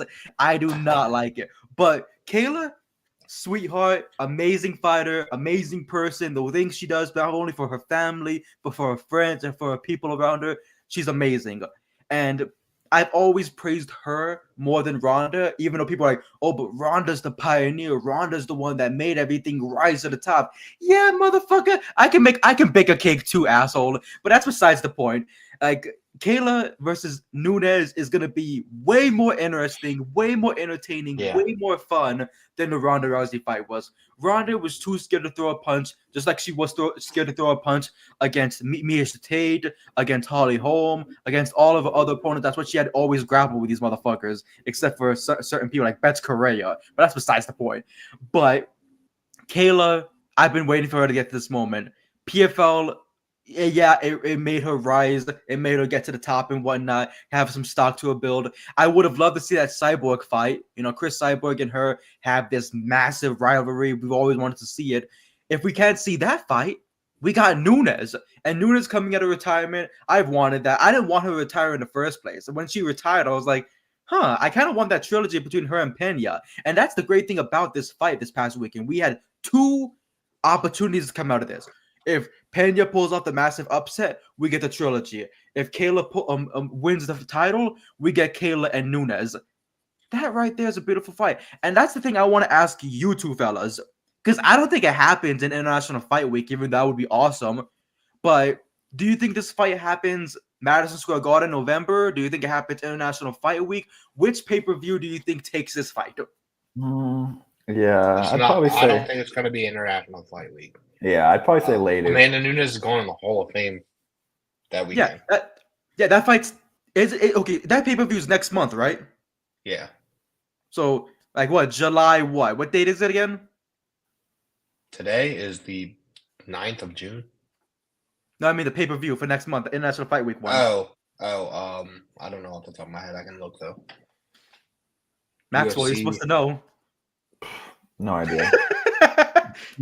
UFC 317 will be on. I just know it'll be on Saturday. June 28th. Okay. 28th. Yeah, I'm like, I feel like it depends. Is this going to be at 145? They're going back up. I'm like, may as well make it at 155. I'm like, if we're just making up a division that no one fights in, I'm like, I don't want to see them cut weight unnecessarily. Kayla was saying that too. She says it's a fucking grind to get to 135. Yeah, she fights 145, so it's like Nunes has been here before, but Nunes knows the type of toll it takes on your body. Yeah, I feel like she's gonna immediately. I know she's already a legend, a Hall of Famer, and everything as it is. But Nunes is gonna walk in here as the favorite, and everyone's gonna be rooting for her to take it. Yeah. Dude. The issue is about moving up, is then it wouldn't be for the title, but it's like, it's like, for real, bro. I'm like, whenever Kayla was in PFL, bro, I never thought she'd be in the UFC because she fought at 155. They had a woman's lightweight, bro. I'm like, holy fucking shit. I'm like, 20-pound difference. I'm like, how is she going to go down 20 pounds, bro? And somehow she fucking does it, bro. I'm like, all credit to her, bro. I'm like, the way she's built, I never thought she'd be able to make that weight, bro. I'm like, she's just so fucking jacked, bro. I'm like, she's just such a strong lady, bro. I'm like, that's why I'm like, I don't know what they're going to do for this fight. I'm like, I feel like I want to see her at her best. And against Nunes, she's definitely going to need her best. I'm like, may as well just make it for the 145-pound random new title. Just like how they did it with Nunes. I'm like, they basically did that where it was like basically no actual division, but at least she was the champion. It was like once Cyborg left, there was no contenders. I'm like, there's no one at 145. But if you didn't see, so basically after Kayla Harrison won, she called out Amanda Nunes. Nunes was there. She came into the cage. They had the face off. Nunes says, I am back. 100% I'm back. Fight will happen. So, yes, it's basically his book. Dana White said post press conference that, yep, it's on. And just wait. And we just wait and see when. Bro, but I love Nunes. Such a badass. I think it'll be this year. So, I do. I am obviously interested to see that fight. Juliana Pena said post fight that whoever wins between Harrison and Nunes, she said she's next. She calls dibs on next. So I don't know if that will happen, but she said it. So you never know. Kayla Harrison did get a performance bonus for her win, so Shout out to her. Very literally just so dominant. Pena didn't have anything for her. Didn't look like Pena could have won at all. Mhm. This was my lock of the weekend. I was like, Kayla's winning this fight. There's no way she doesn't, and she didn't. Yeah, we Or all got she that did. one. So we got that right. So shout out to her. But I also, before we get into the main event, have some more updates on this situation going down right now. So there was a post from lead writer at bjpen.com who says that Brandon Royval versus Josh Van is not agreed to or signed. Said it may happen, and people are just trying to put two and two together to try to be the first to break the fight news. But as of right now, nothing has been offered, nor is official. 12 minutes ago, Brandon Royval quote tweeted the fight announcement or rumored announcement and said, "The sickest prospect in the UFC, in my opinion." So he's kind of adding a little fuel to that fire. Interesting. He's like, I will sign it if y'all give it to me. Yeah, so it looks like it's not official, but maybe they both want it. So we'll see. We will see. Sign me up, bro. I'm like, I'd be a little worried for Van with that quick of a turnaround where, I mean, he didn't really get hurt, but I mean, he did take some punches, but that would be a quick turnaround. I mean, I'll take it too, bro. I'm like, if he's able to beat Royval, dude, I'm like, then we're talking about title time. Yeah. What did I say? What did I say? The 28th of 28th? Yeah, 28th. So he has over a month. Yeah. And what are they? They're flyweight, right? So very light. So the flyweight title is the co-main event of that pay-per-view. Ooh, so. We could talk title in Van this year if he wins this, or maybe next year, depending how quick. Yeah, this is crazy, bro. Van could literally be shot up to the title if this happens, and he wins, of course. Yeah. I want to say this though. I looked up the fight and everything. If you ever see a tweet from a real Kevin K, crazy Kev, never believe that fucker. He steals people's reports, he steals people's stuff, and I am in a group chat on Instagram with 30, 40 other MMA reporters and writers and people who are at the top of the line business and everything. And every single time we see his tweets, we always say the same thing. What a fucking dumb pussy. Like, I'm tired of the guy. I can't stand his fucking face. He's a fucking weirdo. He's made uncomfortable comments. I've heard about this guy. Towards women, and he acts like a fucking wannabe douchebag, know-it-all. He thinks that just because he does taekwondo that he can do something. Motherfucker, please. When the fuck did I ask? But that's besides the point. Like, I just saw that right now, and I thought to myself, fucking pussy. Yeah, that's why Cole Shelton said. Exactly. Cole Shelton is trustworthy. Dylan Rush, trustworthy. Dylan Napoleon, trustworthy. Ben Davis, trustworthy. All these types of people are trustworthy except for Crazy Kev. Fucking loser. But let's move on. Let's move on before I go on a fucking tirade. Yeah, so it is not official, but Royval did quote. What is official? Is Rami versus Crazy Kev? It's confirmed. I'll fucking beat his ass. Been on 317. I'll take it. What about money on Rami? Exactly. Put the money. So it was a good performance by Kayla. Good shit. Called out Amanda. That's gonna happen. Good stuff there. And new. It's pretty cool to see a new champion. Especially Juliana Pena. It's news. Happy for Kayla. Happy for the division. Happy for the fans. So we can move on to our main event of the evening. Merab Dvalishvili defending his men's bantamweight title against Sean O'Malley. Man, going into this fight, this was an interesting one. It was. There was a lot. The build-up to this was I haven't smoked. I didn't dye my hair. I didn't jerk my peen. I didn't do any of this stuff, guys. I'm gonna win. My knockout power is right there. I'm gonna fight the fifth round, in the first round, second round, third round, all that stuff. Come on. It was interesting. Hey, I want to ask you guys, what's Merab's nickname? The Machine. The machine, exactly. And what did he do? He went in there like a machine, like Dave the Animal Batista, spine buster, took the back, got Good the slam. lock, That was good. choke him out. Bro. Come on. Yeah, it was Come on. interesting because a lot of people bit on the, and by a lot of people Myself also included. mentioned Max, bit on the O'Malley changes and could possibly be. And I'll be honest, I did have a little. Well, maybe O'Malley could win, but ultimately, I thought to myself, if there was a gun to my head, and I had to pick one of these fighters, which one am I picking? And I had to pick Rob. Like, I Yeah, just that's a good way to think about it. Gun to the Yeah. fucking head. Who's Gun to the head. Who's winning this fight? If you're right, you live. I'm going Marab, and thank God I did. So I had to pick Marab because I mean, honestly, it was the performance in the first fight. I know Sean had a bad hip. That was also another thing bleeding in. He did end Yeah. up getting surgery on a torn labrum in his hip post that first fight. So I thought, hey, maybe his wrestling could get better. He was working with some good people. He had Demetrius Johnson up there. He had Israel Adesanya up there. He had a strength coach, wrestling coach. His regular coach, is great at jiu-jitsu. So I thought, maybe he can do something. But the interesting thing for this fight was, I thought O'Malley did decent at the wrestling takedowns, especially early. Yeah. But not at the striking, which is weird for O'Malley. I thought his footwork was a little off. I feel like and the he flurries from Marab were too much for him, though.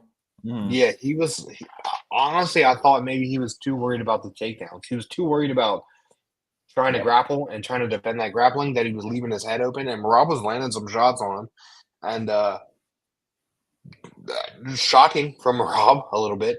But yeah, O'Malley's footwork was okay, but usually we see a way better footwork from O'Malley, and he just didn't have it that night. He did land a couple good shots on Marab, though. Wasn't like he got shut out, and again, he did defend some solid takedowns in the first round. But eventually Marab, like you said, picked him up and slammed him. Can't get away from that. That was the only way Marab got him down, was just grabbing him, picking him fully up, and then putting him down. Because Sean did a decent job at takedown defense, but once he was down, it was over.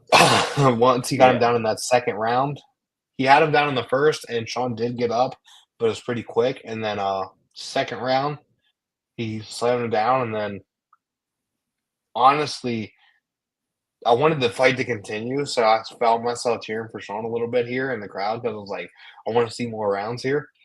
So, what was it, third round? Marab had him. Was it third or second? I think it was third. Third round. Yeah, third round. Marab got him down, and then there was like 20 seconds left in the round, and Marab locked in a north-south choke, and I was like, "Come on, Sean, just last the 20 seconds. Don't tab, just last." Or go to sleep, but try to last until we can get to the fourth round because I just wanted to see more fight.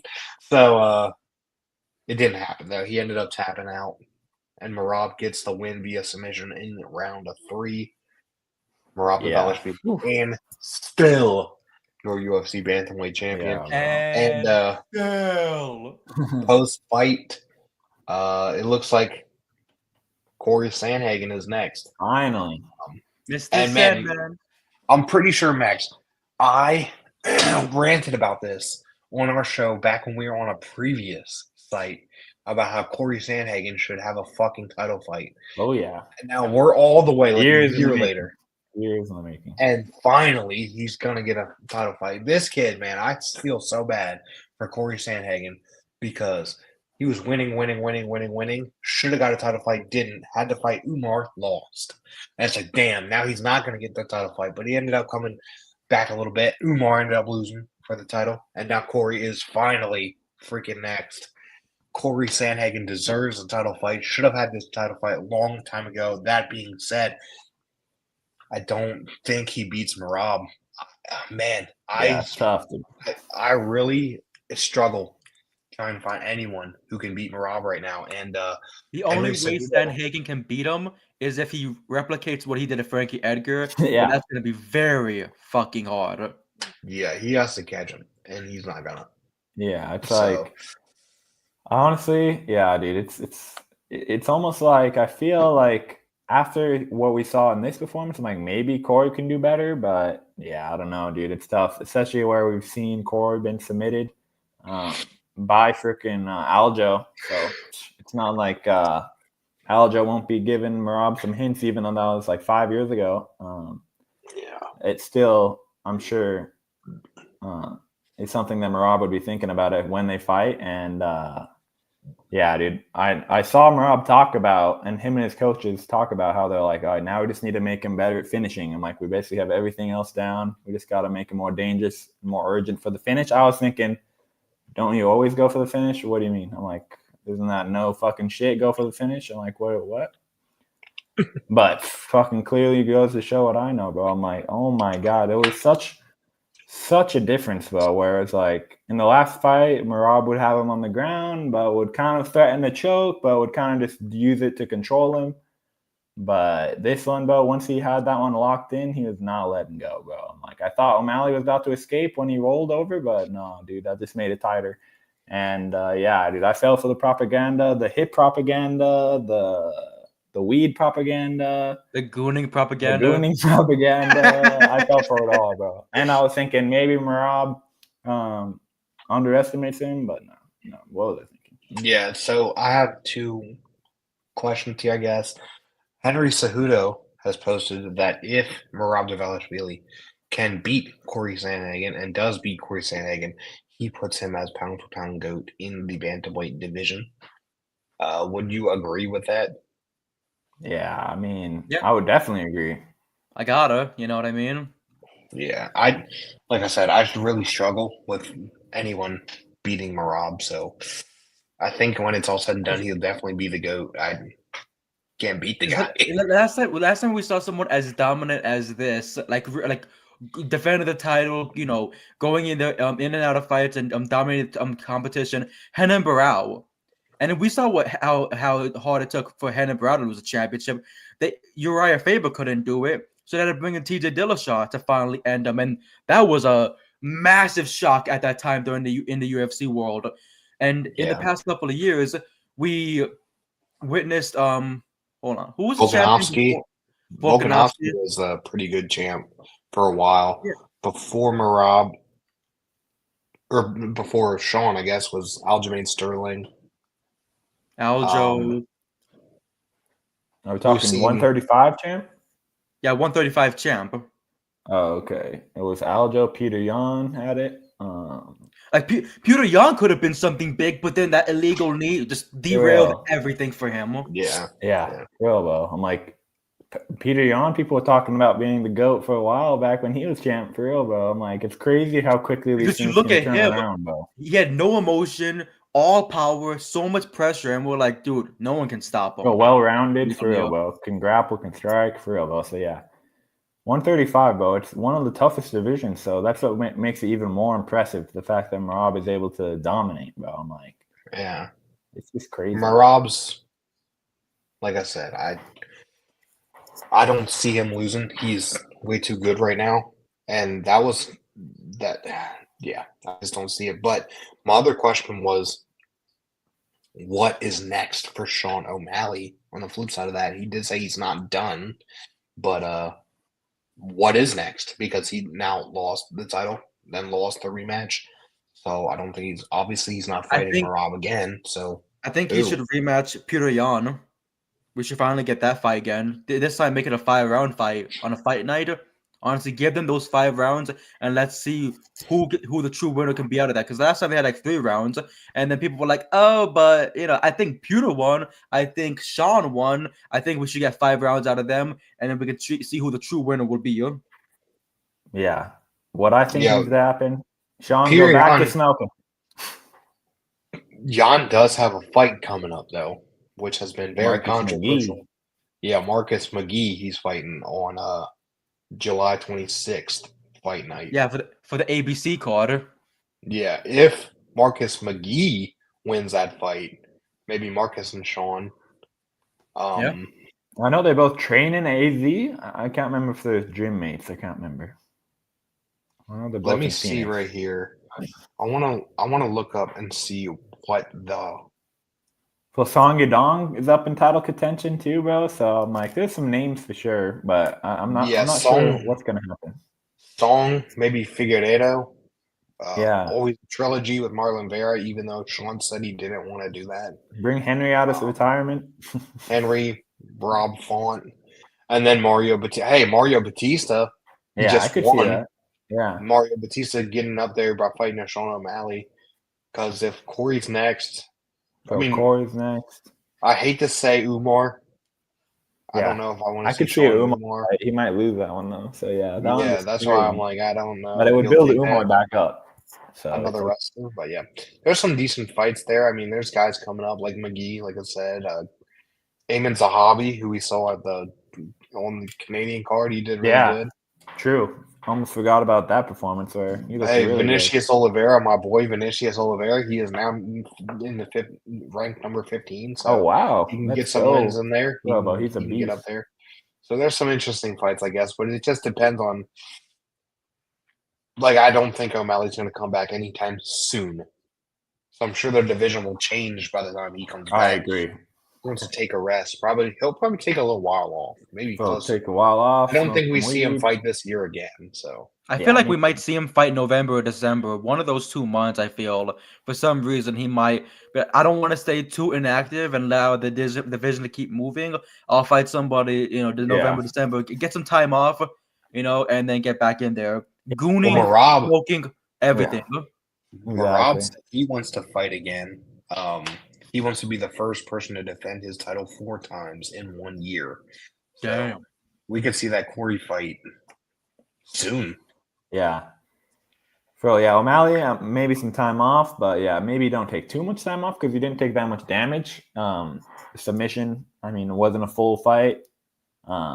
So yeah, he should be able to turn around quickly. Man, dude, I really hope that hip would really have a difference, bro. But Marab's too much, bro. The hip doesn't do nothing. I gotta give him credit. He had some solid defense in that early round. So. Facts. That first round, I would give to Marab, and then round 2, I was like, okay, 1-1. Sean looked a little better in round 2, and then once he got taken down, and it was like still like a 4.5 minutes. I'm like, I'm like, this is, and he was in the middle of the octagon, not near the fence. I'm like, this is bad. I'm like, Marab has him right where he wants him.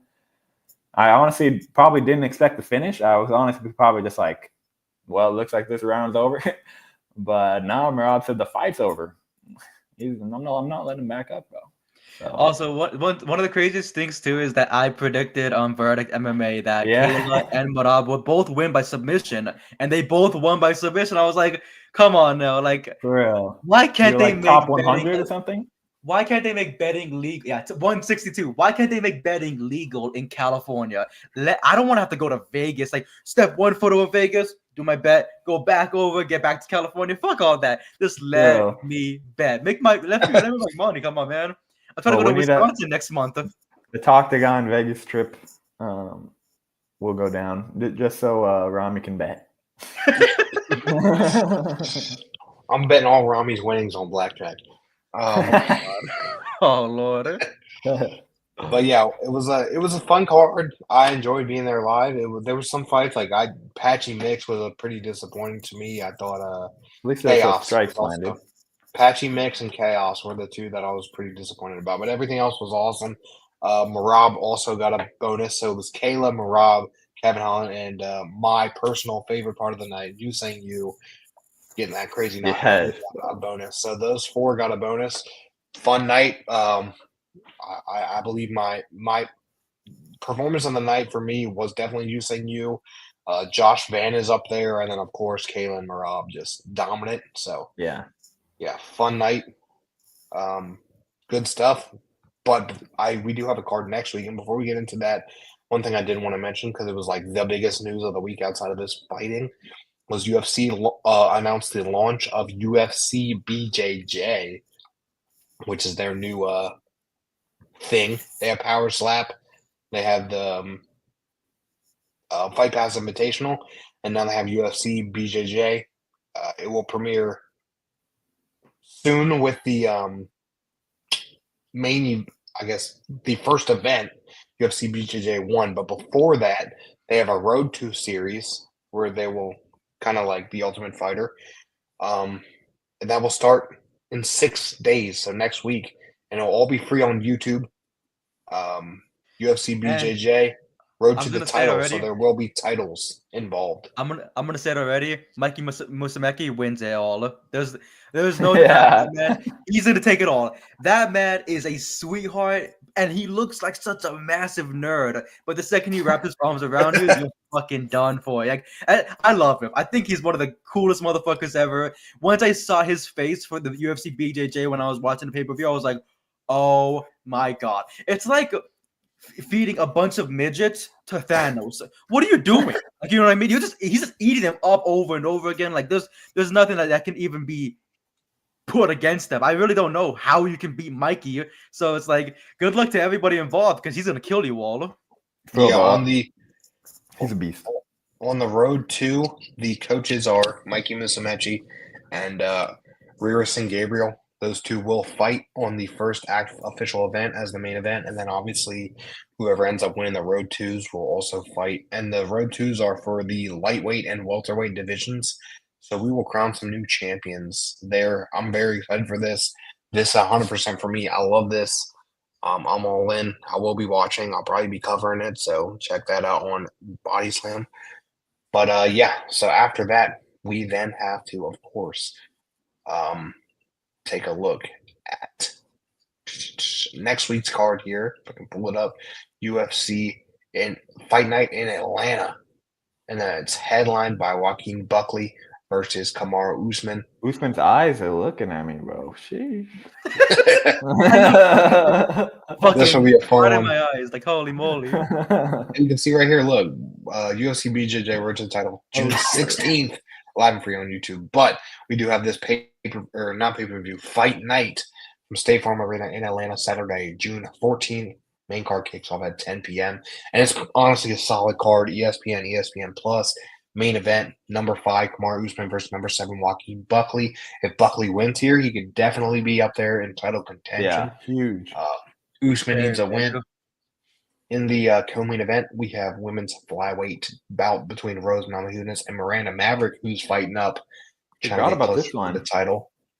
We then have Edmund Shabazian versus Andre Petrosky, which should be solid.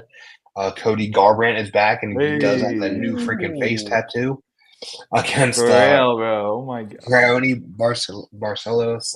We then have Mansour Abdul Malik versus Cody, which should be fun. I like Malik. Malik is fun to watch. He's freaking huge for that division. Alonzo Menifield. Alonzo Menifield putting his 15th rank online against Umar Sy. Should be a fun one. This dude from France, he's freaking massive, so that'll be a fun one. And then a prelims kickoff at 7 p.m. on ESPN Plus. Paul Craig is back against Rodolfo Bellato.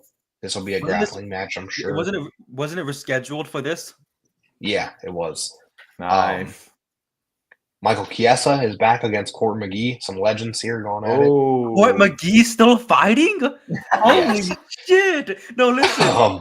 I beat his ass a couple of days ago on UFC Undisputed 3. I'm like, oh man, he looks like Hamza Chimaev, like in that game especially. That's hilarious. I'm like, oh my god. And then Max, our boy, is back. Malcolm Wellmaker got his fight on this card. He called for it. He got it against UFC's jobber Chris Moutinho. Yeah, like what? Why? They were trying to lose. I saw his interview a couple hours ago where he was like, I guess that was the only way for me to get back to the UFC, a short notice fight against a killer. Like last time, Sean Valley. Now Malcolm Wellmaker. Like, come on, man. You guys want to see this guy die? What did he do to you? Yeah, we were joking. Me and my brother were joking that he, like in wrestling terms, a jobber, if you don't know, he comes in and puts the guy over who's they think is the next star. He'll lose to him just to make him look good. That is what Chris is in the UFC. He comes in to make guys look good, gets his ass beat, leaves, comes back whenever they need someone else. He did it to O'Malley. He's gonna do it to Malcolm Wellmaker. Yeah. But if he could pull off a win, that'd be huge. But then we have Cody Durden versus Jose Ocho. We have Ricky Simone versus Charles Jourdain. This should be a solid one. Phil Rowe versus Angelusa. And then kicking things off, we have a Jamie Lynn Horth versus Vanessa Demopoulos. Should be a fun card there. Again, prelims Good fight kicking night. off at 7 p.m. on ESPN Plus, and then 10 p.m. ESPN and ESPN Plus for the main card. Solid fight night. Can't complain about this. So I'm looking forward to that. But yeah, fun show, fun weekend. Should be a fun next week. I got the win overall on the predictions, so I'll take that. I'm inching closer to Max, and next week I'm Yep. going to run it back. I'm getting another win next week. Bro, you're getting closer. I'm like, uh-oh. I'm like 5 up. I'm like, that's nothing, bro. I'm like, that could be done in one card. Exactly. Yeah, next And week. then Rami is dominating with the percentage-wise, so we got to have Thank Rami you. get Thank another you. bad week. And not only does that, like me and Brady tied on the prelims, and then I'm still doing 10-3. Last week I shit the bed. You know, you guys were like, "Man, your luck is run out, man. You fucking suck, brother." And I'm like, like I'm playing "Stand" by Eminem in the background. I'm wondering, like, I'm cold. I'm wondering why. What's going on? But I'm back. I'm For real, back bro. on top, baby. I love it. I'm back on top. The Apex tested us, but we came back pretty good. You guys especially. I kind of Inshallah. Inshallah. overthought it a bit. Next week I got it again. Trust. We're all But, going yeah. undefeated. We all picked Fun. the same. Fun weekend. Hopefully another one next week should be. But yeah, make sure to follow on bodyslam.net on social medias, and then Body Slam across YouTube and Twitch, wherever you're watching this at. Make sure to like, follow, or subscribe, comment, all that stuff. And then you can follow us on X at BodySlamNet for the full website. But then obviously you can go over to BodySlamNet MMA, and we post obviously MMA news, and I'll be live tweeting. Obviously I didn't for this past weekend, but I will for UFC Atlanta. There's always news. Obviously we hear about this Josh Van stuff. There could be fight news coming, so make sure to watch out for that. Yeah, a bunch of stuff hopefully come. Kevin Holland maybe fighting soon, so Can you give me a people solid? look out. Can you pull up that sponsor one more time? Yeah. Yeah, thank Boom. you. This week's podcast is sponsored by Shroom Bar, the protein mushroom bar. Go to www.eatshroombar.com and use code BODYSLAM at checkout for 25% off your first order. Get Shroom. Beautiful. That was good. I'm sorry. I've been wanting to do that for 3 weeks. I've been wanting to do that for 3 weeks now. I'm like, every time, like, come on, let me just do it. I need the shrooms. Yeah, hey, follow our Twitch too. I'll let Rami do the promotion for the Eat Shroom Bar. So yeah, all that stuff, news, podcast, results, editorials, all that stuff. Body Slam Net MMA on X. And yeah, fun stuff this week, and we'll see you next week. Peace.